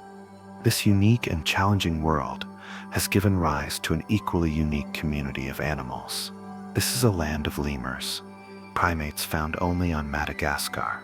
In the spiny forest, species like the ring-tailed lemur and the Verreaux's sifaka have adapted to a life of leaping and climbing among the thorns. The sifaka is a master of this treacherous environment. It moves through the spiny octopus trees with an astonishing balletic grace, its long legs and powerful hind limbs allowing it to launch itself from one spiny trunk to another. Its hands and feet, tough and leathery, seemingly impervious to the thorns. They fly through a world that would shred any other creature, a dance of impossible agility in a landscape of daggers. To walk through the spiny forest is to feel life's incredible creativity in the face of hardship. It is a world that has been shaped by what it lacks. It has turned the challenges of drought and heat into a catalyst for evolutionary art. The plants have become minimalist sculptures, stripping themselves down to their most essential forms, finding a stark and profound beauty in their own resilience. It is a quiet, prickly, and profoundly patient world. It is a reminder that life does not always express itself in lushness and abundance. Sometimes, its most astonishing and beautiful forms are born from the discipline of scarcity, from the wisdom of learning to live and thrive with less. From the dry, sun-baked world of the spiny forest, let us journey to a place that is, in many ways, its spiritual opposite. It is a forest that is not born of the land, but that floats upon it. A world of deep, peaty soil, of stunted, hardy trees, and of a quiet, waterlogged stillness that feels both ancient and profoundly alive. This is the world of the bog forest, the taiga's hidden wetland, a place where the normal rules of growth and decay are suspended, and where the past is preserved with an almost perfect fidelity. To step into a bog forest is to feel the ground change beneath your feet. The firm, solid earth gives way to a soft, springy, and deeply saturated cushion. This is not soil as we know it. It is sphagnum moss. For thousands of years, layer upon layer of this remarkable plant has grown and died, but it has not decayed. In the cold, acidic, and oxygen-poor water of the bog, the normal processes of decomposition are brought to an almost complete halt. The dead moss, instead of rotting away, accumulates, forming a deep waterlogged layer of peat that can be dozens of feet thick. The entire forest is floating on this deep, wet mattress of its own compressed past. The water in a bog is a strange and beautiful thing. It is often stained a deep, translucent brown, the color of tea, from the tannins that leach out of the sphagnum and peat. It is a world of reflected light and deep, dark pools.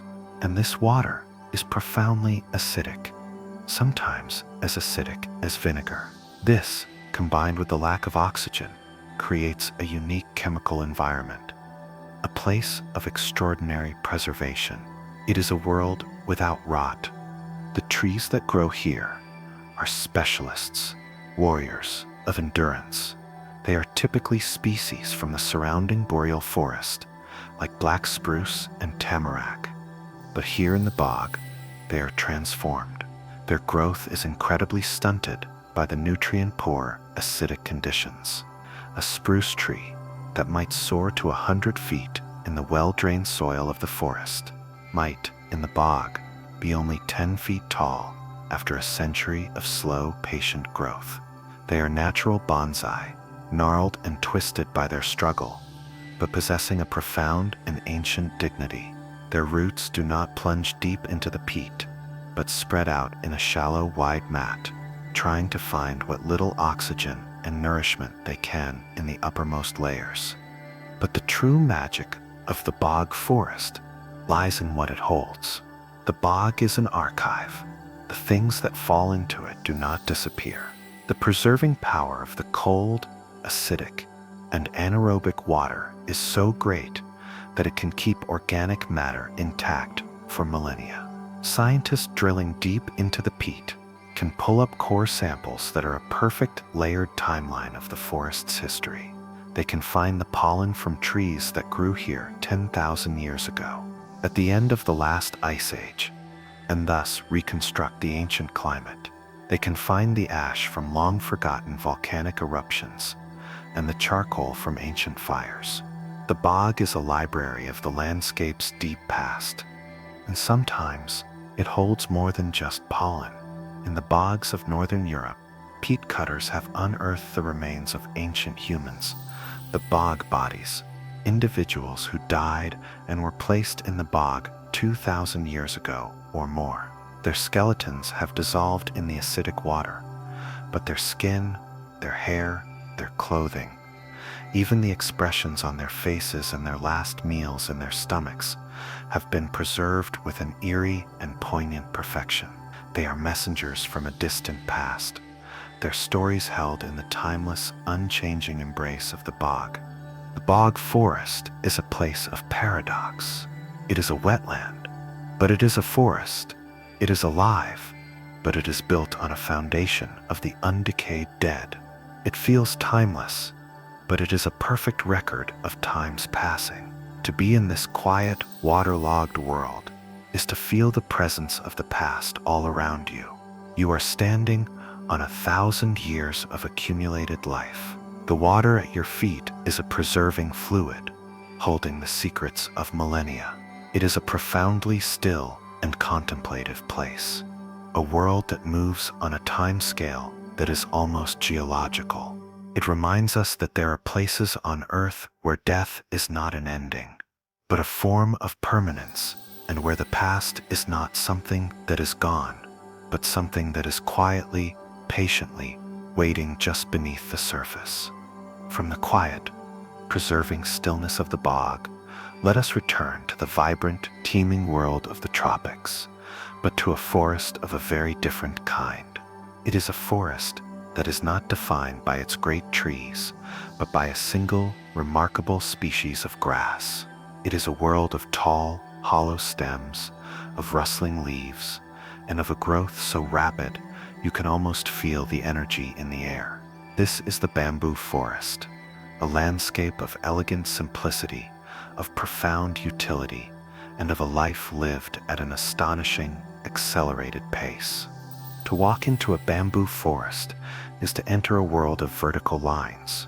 The stalks, called culms, rise straight and tall from the ground, their segmented forms creating a striking linear pattern against the sky. The light that filters through the canopy is different here. It is not the deep, dappled shade of a broadleaf forest, but a softer, more diffuse light, broken by the thousands of slender, grass-like leaves.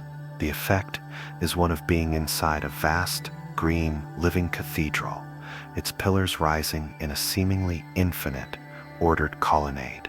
The sound of this forest is unique. There is a constant, gentle rustling, the sound of a million tiny leaves brushing against each other in the breeze. And when the wind blows harder, the great hollow culms knock against one another, creating a deep, resonant, clacking sound, like a giant wooden wind chime. It is a rhythmic, musical place, a forest that seems to sing and whisper with every breath of wind. But the true wonder of bamboo is its speed. Bamboo is a member of the grass family, and it grows not from a single central trunk, but from a vast underground network of roots called rhizomes. This rhizome system is the true heart of the forest, a hidden, interconnected organism that can spread over a large area. When the conditions are right, with warmth and abundant rain, this rhizome will send up new shoots, and these shoots grow with a speed that is almost unbelievable. Some species of bamboo are the fastest growing plants on the planet. A new shoot can emerge from the ground and grow to its full height, which can be over 100 feet in just a few months. In its peak growth phase, a single culm can elongate by more than 3 feet in a single 24-hour period. You could, if you were patient enough, literally watch it grow. This explosive growth is a survival strategy. In the competitive world of the forest, the race for sunlight is everything. Bamboo does not waste time building a thick, woody trunk year after year. It invests all its energy in a single, rapid, vertical sprint. The new culm emerges from the ground at its full diameter, and all the segments, the sections between the nodes, are already formed in miniature. Growth is simply a process of these segments elongating like a giant telescopic antenna extending towards the sky. In a matter of weeks, it has reached the canopy, unfurled its leaves, and can begin the work of photosynthesis, sending energy back down to the rhizome to fuel the next generation of growth. This incredible speed and renewability has made bamboo one of the most important plants for human civilization, particularly in Asia. For millennia, it has been a source of food, of building material, and of artistic inspiration. Its strength and flexibility are legendary. The hollow, cylindrical shape of the culms gives them an incredible structural integrity, a strength-to-weight ratio that rivals steel. It has been used to build houses, to construct bridges, and to create scaffolding for skyscrapers. Its fibers can be pulped to make paper or woven to make textiles. Its young shoots are a nutritious food source. It is a plant of almost infinite utility, a true gift of the forest. And for the creatures of the forest, it is a world of unique opportunities. The dense thickets provide a safe and impenetrable shelter for countless birds and small mammals. For one animal, however, it is not just a home. It is the very substance of its life. This is the world of the giant panda. This iconic, gentle bear has evolved to eat almost nothing but bamboo. Its digestive system, though still technically that of a carnivore, has adapted to this low-nutrient, high-fiber diet. Its wrist bone has evolved into a kind of false thumb, allowing it to grip the bamboo stalks as it eats. The panda and the bamboo are locked in an ancient evolutionary embrace. The panda's survival is completely dependent on the health of these forests. The bamboo forest is a place of serene, almost zen-like beauty. Its clean, vertical lines its gentle rustling music, and its soft, filtered light create a profoundly calming and meditative atmosphere. But beneath this tranquility lies a story of incredible dynamism, of explosive energy, and astonishing speed. It is a world that is constantly renewing itself, rising from the earth with a vigor that is almost unparalleled. It reminds us that strength in the forest comes in many forms. It is not always found in the slow, patient, and massive growth of the great trees. Sometimes it is found in the light, flexible, and lightning-fast growth of a humble and yet truly remarkable blade of grass. The forests we have explored are worlds unto themselves, complete ecosystems that can feel distant from our own human lives. But there are forests that are not distant at all, forests that have grown up alongside us, that have shaped our stories, our imaginations, and even the very words we speak. They are landscapes of both ecology and mythology, places where the natural world and the human spirit have become deeply, inextricably intertwined. Let us journey now to a forest of deep shadows and whispering folklore, a place that has haunted the dreams of Europe for 1,000 years. This is the Black Forest of Germany. The name itself, Schwarzwald, evokes a sense of mystery and foreboding. It is not called the Black Forest because its trees are black, but because its canopy is so dense, so thick with the dark, evergreen needles of fir and spruce, that the sunlight struggles to reach the forest floor. To step into the deep woods here is to enter a world of perpetual twilight. The light is dim, the air is cool, and a deep, profound silence seems to hang between the towering, ramrod-straight trunks. It is a place that feels ancient, solemn, and intensely atmospheric. This is a landscape that has been shaped by a long and intimate relationship with people. For centuries, this was a working forest. It was a source of timber for building, of charcoal for fuel, and of resin for sealing and preserving. The great firs were so prized for their long, straight trunks that they were felled and floated down the rivers, all the way to the shipyards of Holland, where they became the masts of the great sailing ships that explored the world. This history is still visible in the landscape, in the neat, managed stands of trees, and in the old traditional farmhouses with their great sloping roofs that seem to grow out of the hillsides. But it is not this human history that has given the Black Forest its global fame. It is the stories.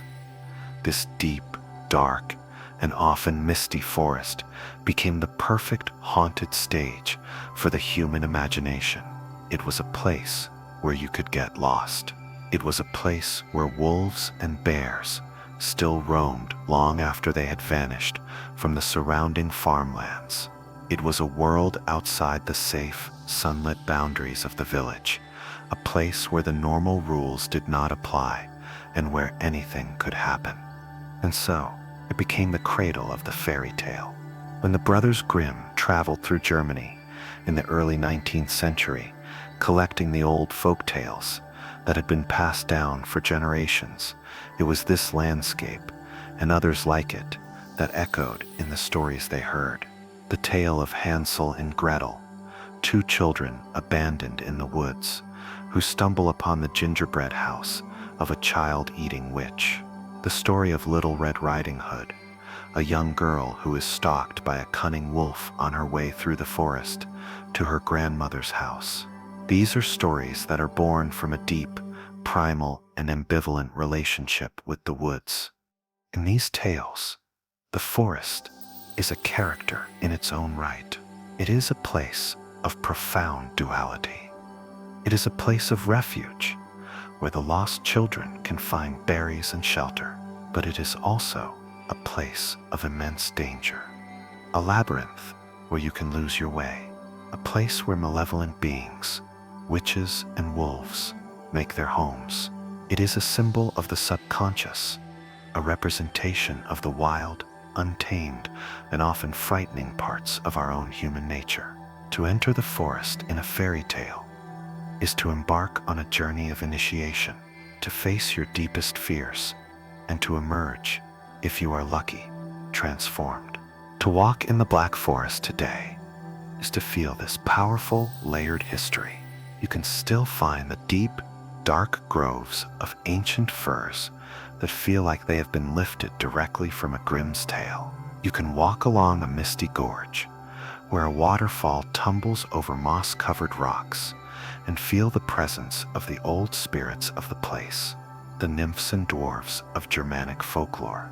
The cuckoo clock, a famous invention of the region, seems to capture this spirit perfectly, a charming and intricate piece of human ingenuity, but one whose call, the lonely, echoing cry of the cuckoo, is the very sound of the deep and sometimes melancholic forest. But you also see another forest. You see a place of vibrant life, a healthy ecosystem that is home to deer, to wild boar, and to the magnificent capercaillie, a giant grouse that lives in the quietest parts of the woods. You see a place of recreation and peace where people come to hike, to breathe the clean, pine-scented air, and to find a sense of tranquility away from the noise of the modern world. The Black Forest reminds us that our relationship with forests is never just a biological one. It is also a cultural one. We project our fears, our hopes, and our dreams onto the landscape. We populate the shadows with the creatures of our imagination. The forest becomes a mirror for our own inner world. It is a place that can be both a terrifying wilderness and a healing sanctuary, a dark and tangled wood of fairy tales, and a bright, sun-dappled haven of peace. It teaches us that the forest we see is often a reflection of the forest we carry within ourselves. From the deep, mythological shadows of Europe, let us journey to a forest that holds not the stories of our human past, but the story of life itself, a story written in stone. It is a forest that has been frozen in time, a world where the trees have been turned by a slow and patient alchemy into solid, glittering rock. This is the petrified forest of Arizona, a landscape that is not living, but that tells one of the most profound stories of life's endurance and of the Earth's deep geological time. To stand in this forest is to be surrounded by a fallen, shattered rainbow. The ground is littered with the logs of ancient trees, but these logs are not made of wood. They are made of solid quartz, of agate, of jasper, and of onyx. They lie in great scattered sections, their colossal trunks fractured by the immense pressures of time, their cross-sections revealing a breathtaking, impossible beauty. The internal structure of the wood, the growth rings, the cellular detail has been preserved with perfect fidelity, but the substance has been replaced by a kaleidoscope of color. Deep reds, rich yellows, smoky purples, and creamy whites swirl together in intricate, marbled patterns. These are the trees of the Triassic period, fallen giants from a world that existed more than 200 million years ago, long before the dinosaurs reached their prime. The story of their transformation is a story of chance, of water, and of immense, slow time. 200 million years ago, this high, dry desert was a vast, tropical floodplain, a basin of rivers and swamps, surrounded by a lush and vibrant forest. The trees that grew here were giant conifers, ancestors of today's pines, trees called Orocarioxylon, Arizonicum. They soared to heights of 200 feet, their trunks straight and massive. This was a dynamic world. Great, log-jammed rivers flowed through the basin, fed by a range of volcanic mountains to the south. When these great trees died, either from old age or disease, or in the great floods that periodically swept through the plain, Many of them fell into the rivers. They were washed downstream, tumbling and turning, losing their branches, their roots, and their bark, until they were just great, stripped logs. They came to rest in the slack water of the floodplain, sinking into the mud and becoming buried by layer upon layer of riverborne sediment. This sediment was not just any mud, it was rich with volcanic ash, a gift from the southern mountains. And it was this volcanic ash that was the key to their transformation. It was a rich source of silica, as groundwater, rich with dissolved silica, percolated slowly through the buried logs. A magical process of replacement began. Molecule by molecule, the organic material of the wood, the cellulose and the lignin, was dissolved away, and in its place, a molecule of silica was deposited. It was a perfect, microscopic substitution. The process was so slow, so gentle, that the original structure of the wood was not disturbed. Every tiny detail, every cell wall, every growth ring that marked a passing season 200 million years ago was perfectly cast in what would become quartz. The incredible colors are a record of this slow chemical bath. The different minerals present in the silica-rich water painted the stone from within. Iron oxides created the deep reds, the oranges, and the yellows. Manganese created the purples, the blues, and the blacks. The logs became a kind of geological tapestry, their colors recording the subtle shifts in the chemistry of the ancient groundwater. For millions of years, these stone trees lay buried, protected deep within the earth, under thousands of feet of sediment. The world above them changed beyond recognition. The continents drifted, the dinosaurs rose and fell, the great ice ages came and went, and all the while, the logs waited in their deep, dark silence. Then, about 60 million years ago, this whole region began to be uplifted. The great, slow, irresistible force of plate tectonics began to raise the Colorado Plateau, lifting this ancient floodplain thousands of feet into the air. And as the land rose, the forces of erosion began their patient work. Wind and water began to strip away the softer layers of rock that had buried the petrified logs. Slowly, over millions of years, the stone trees were exhumed. They were brought back to the surface of the earth, back into the sunlight of a world they would not have recognized. The same forces of erosion that uncovered them now began to break them. The immense pressures of the earth and the sharp changes in temperature, fracturing the brittle, colossal logs into the sections we see today. To walk among these fallen, jeweled giants is to feel a profound connection to deep time. You are not just looking at a beautiful rock, you are looking at a tree. You can run your hand over its surface and feel the texture of bark that was alive when the world had only one supercontinent. You can look at the growth rings and count the seasons of a long-vanished world. It is a place that collapses the immense, unimaginable gulfs of geological time into a single, tangible experience. It is a forest of ghosts, a silent, beautiful, and powerful reminder that the world we live in is just one chapter in an immense, ancient, and ever-changing story. It teaches us that even in death, there is a kind of permanence, and that the story of a single living tree can be written with patience and with grace into the very bones of the earth itself. From the silent stone giants of the deep past, let us return to the living, breathing world of today, and to a story of hope for all our journeys into ancient and pristine forests. It is easy to forget that the story of forests is not just one of loss and fragility. It is also a story of incredible resilience, of life's stubborn and tenacious ability to return, to heal, and to reclaim what has been lost.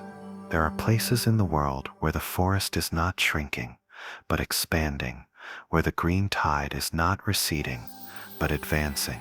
This is the story of the recovering forest. Imagine a hillside, in the rolling green landscape of New England. A century ago, this hillside was not a forest. It was a patchwork of stone walls and open pastures. It was farmland, cleared by settlers with immense labor.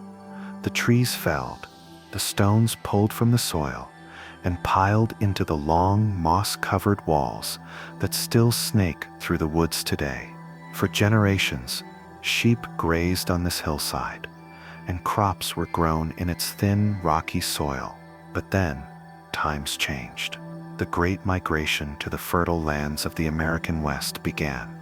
The small, hard-scrabble farms of the East were abandoned. The fields were left untended.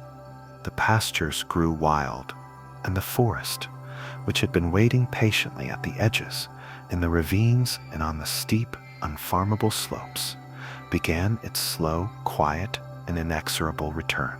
The process is called succession, and it is one of the most beautiful and orderly processes in the natural world. It begins not with trees, but with the pioneers. The first to arrive in the abandoned field are the sun-loving grasses and wildflowers, the goldenrods and the asters. Their seeds are carried on the wind, and they thrive in the open, sun-drenched ground. They are the healers, their roots beginning to stabilize the soil, their decaying bodies beginning to build a new layer of organic matter. Then come the first woody invaders, shrubs and small trees that are adapted for this open, sunny environment begin to take root. Species like sumac and hawthorn and juniper, they are tough, fast-growing, and their seeds are often carried by the birds that come to feast on their berries.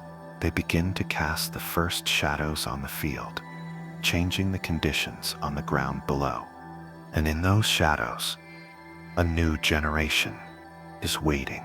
The seeds of the great forest trees, the maples, the oaks, the beeches, and the pines begin to germinate. They cannot grow in the full, harsh sun of an open field, but in the cool, moist, and sheltered environment created by the pioneer shrubs, they can thrive. At first, they are just small saplings, lost in the tangle of weeds and bushes, but they are patient, and they are built for the long haul. Over the years, these true forest trees begin to grow taller, their crowns rising above the pioneer species. As they grow, their shade deepens. The sun-loving grasses and wildflowers below begin to dwindle, unable to survive in the growing dimness. The pioneer shrubs, too, become shaded out by the very trees they help to establish. They have done their job, they have prepared the way, and now they yield the ground to their successors. Decades pass. The hillside is now recognizably a forest, a young, vibrant, and energetic woodland of tall, slender trees, competing with each other for their place in the sun. The old stone walls, once the proud boundaries of an open field, are now lost in the deep shade. Great, mossy serpents sleeping on the forest floor, a silent testament to the landscape's forgotten past. The air is now cool and still. The ground is covered in a soft carpet of fallen leaves. The sounds are the sounds of the deep woods, the call of a wood thrush, the drumming of a woodpecker, the rustle of a chipmunk in the undergrowth. The forest has returned. This is not a story that is unique to New England. It is happening in many parts of the world. In the highlands of Scotland, ancient forests are being replanted. In South Korea, a nation that was almost completely deforested by war and poverty, a massive and successful reforestation effort has cloaked the mountains in green once more. In the foothills of the Himalayas, communities are planting trees to restore the watersheds that give them life. These new forests, these recovering woodlands, do not have the ancient, complex magic of an old-growth forest. They do not have the colossal trees, the deep, rich soil, or the intricate web of life that has had 1,000 years to evolve. They are simpler, younger, and more uniform. They are, in a sense, just the first draft of the forest that will one day be here. But they are alive. They are providing a home for wildlife. They are cleaning the air and the water. They are sequestering carbon. They are healing the scars on the land. To walk in one of these recovering forests is to feel a powerful sense of hope. It is to witness a profound act of forgiveness. The land, which was cleared, plowed, and abandoned, has, with time, found a way to heal itself. The story of succession is a story of nature's incredible resilience, its deep-seated and persistent drive to create complexity and life wherever it is given the chance. It is a quiet, powerful, and deeply optimistic story. It reminds us that even in a world that can feel full of loss, the green and patient work of renewal is happening all around us. And the forest, if we only give it the space and the time, always remembers the way home. The story of the returning forest is a story of hope, a testament to the planet's deep and patient capacity for healing. But this process of recovery is not just a biological one. It is a process that we too can learn from and even participate in. There are forests in the world that exist, not just because the land was abandoned, but because they were actively dreamed back into existence. They are places that teach us a new way of seeing, a new way of relating to the natural world. This is the story of the forest garden. Imagine a clearing in a tropical landscape. The sun is hot, the earth is bare, and the rains, when they come, are a torrential force that can wash away the precious topsoil. In a conventional agricultural system, this land might be plowed and planted with a single crop, a monoculture of corn or soy or sugarcane. It would be a place of hard lines, of constant battle against weeds and pests, a system that demands immense inputs of energy, of fertilizer, of water, to sustain itself. But there is another way. A forest garden begins not with a plow, but with a vision. It is the vision of a forest, a healthy, self-sustaining, and abundant ecosystem. And the work of the gardener is not to impose their will upon the land, but to become a partner with it, to gently guide the process of succession, and to create a forest that is also a source of food. The process begins with the pioneers, just as it does in a wild, recovering field. But here, the pioneers are chosen with care. Fast-growing, nitrogen-fixing trees, like acacia or leucaena, are planted. These are the workers, the healers of the soil. Their roots break up the compacted earth. The special bacteria that live in their root nodules pull nitrogen, an essential fertilizer, directly from the air and fix it in the soil, enriching the ground for free. Their leaves, when they fall, create the first layer of mulch, protecting the soil from the sun and rain, and beginning the slow, patient work of building new humus. In the shade of these fast-growing pioneers, the next layer of the forest is planted. These are the main canopy trees, but they are not just any trees. They are fruit trees and nut trees, and trees that provide valuable timber or medicine. A mango tree is planted here, a jackfruit there, a macadamia nut, a breadfruit, an avocado. These are the long-term investments, the great generous providers that will one day form the structural and productive heart of the forest. And beneath them, the story of layers continues, a conscious imitation of the complex, multi-storied architecture of a natural forest. A layer of smaller, shade-tolerant trees and shrubs is planted. Bananas, papayas, coffee, cacao, citrus. These are the understory. Below them, a layer of herbaceous plants, ginger, turmeric, taro, sweet potatoes, their leaves forming a dense ground cover, their roots and rhizomes, a hidden harvest in the soil, and weaving through it all, the climbers, the vines, passion fruit, yams, vanilla, and black pepper, using the trunks and branches of the other plants as a living trellis to climb towards the light. What begins as a bare field is, in a few short years, transformed into a lush, dense, and chaotic-looking jungle. But it is not chaos. It is a highly ordered and deeply intelligent system. It is an ecosystem that is designed to function like a natural forest. The diversity of plants creates a resilient, self-regulating community. Pests find it difficult to spread, as their target plants are not all conveniently lined up in a row, but are scattered among dozens of other species. The dense, multi-layered canopy shades the ground, suppressing weeds and conserving moisture. The constant leaf fall creates a self-renewing layer of mulch, eliminating the need for external fertilizers. The deep and varied root systems hold the soil and draw up nutrients from different levels. The forest begins to take care of itself. To walk in a mature forest garden is a magical experience. It is a place of incredible abundance. Food is everywhere, hanging from the branches, climbing up the trunks, hidden in the soil beneath your feet. The air is cool and fragrant, filled with the scent of blossoms and damp earth.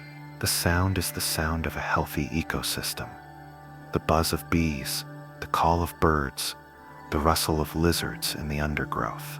The forest is providing not just food for humans, but a home for a rich and diverse community of wildlife. The forest garden is more than just a clever way to grow food. It is a different philosophy.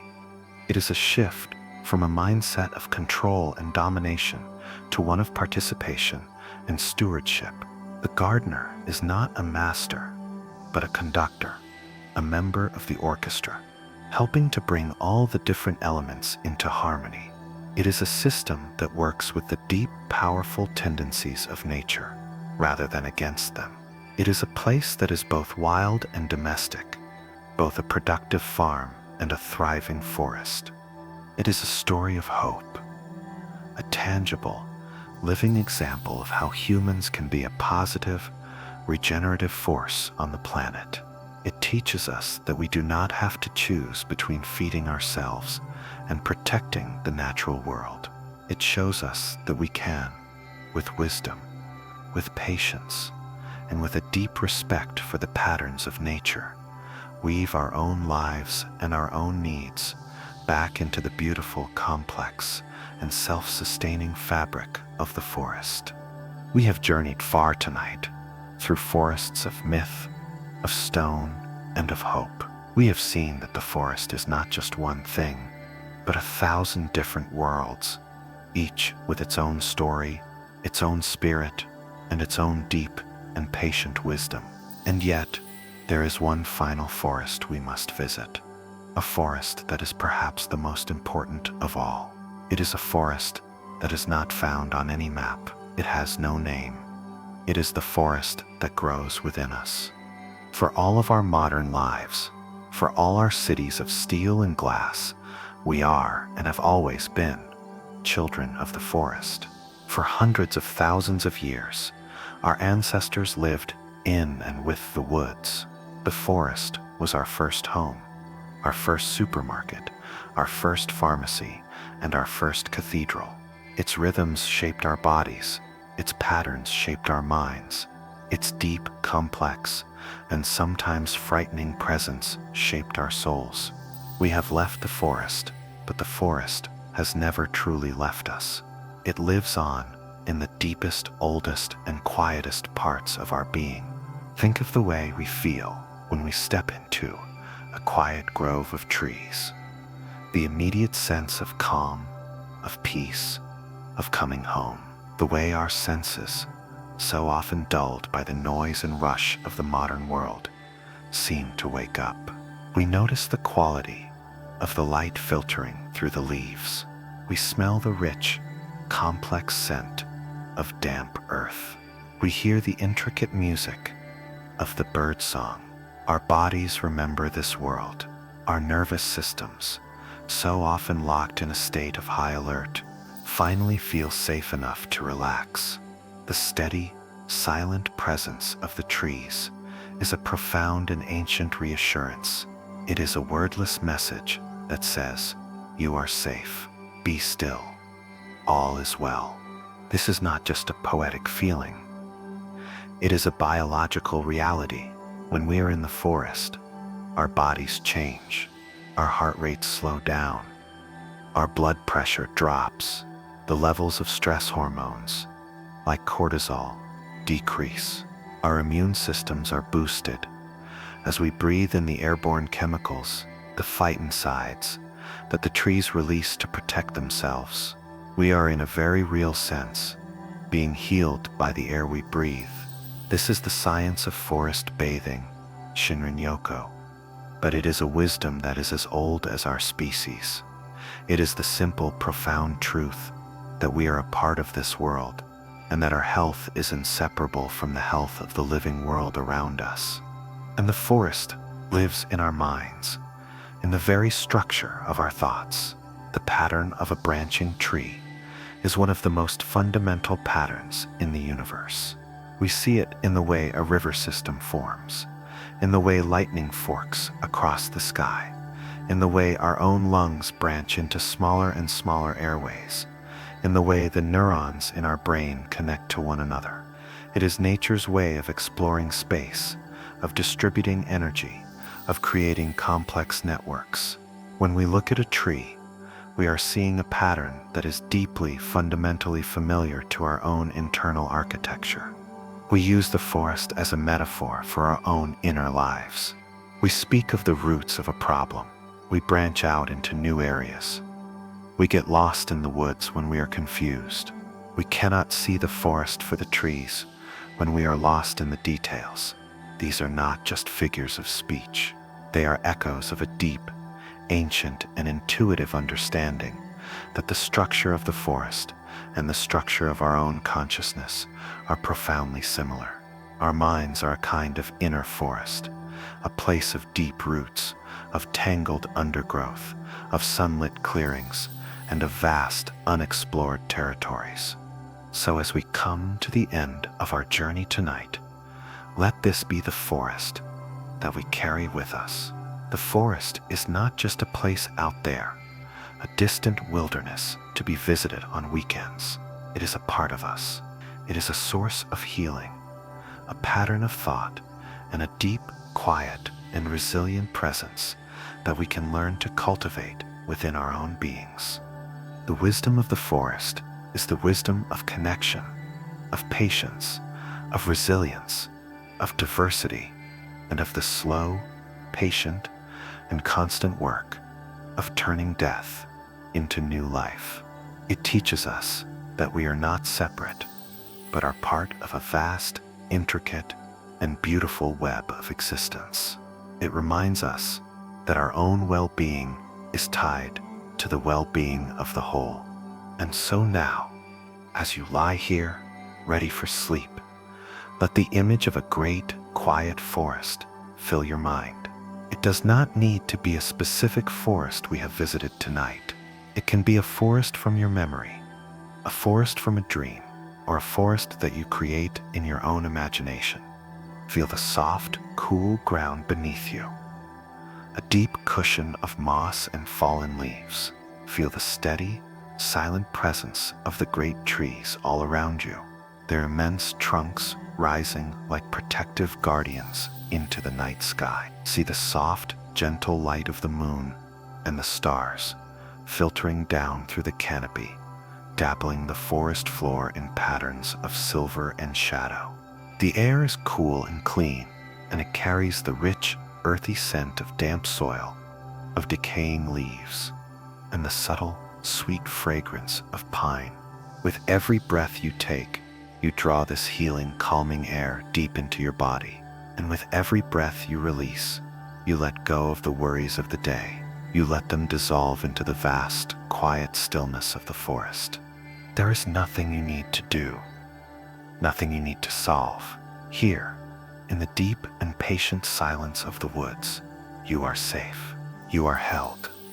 You are a part of this ancient and enduring life. The gentle, rhythmic sound of a distant stream, or the soft whisper of the wind in the high branches, becomes a lullaby. It is the quiet, constant music of the earth, a sound that has comforted living things for millions of years. Let this gentle sound wash over you, carrying you deeper and deeper into a state of profound peace. Let your body grow heavy, sinking into the soft earth. Let your thoughts slow down, drifting like fallen leaves on the surface of a quiet pool. The forest is here, within you and around you. It is holding you. It is watching over you as you drift, gently, peacefully, into a deep and restorative sleep. Tomorrow will wait. Tonight belongs to the quiet, to the stillness, and to the deep, healing peace of the forest. Good night.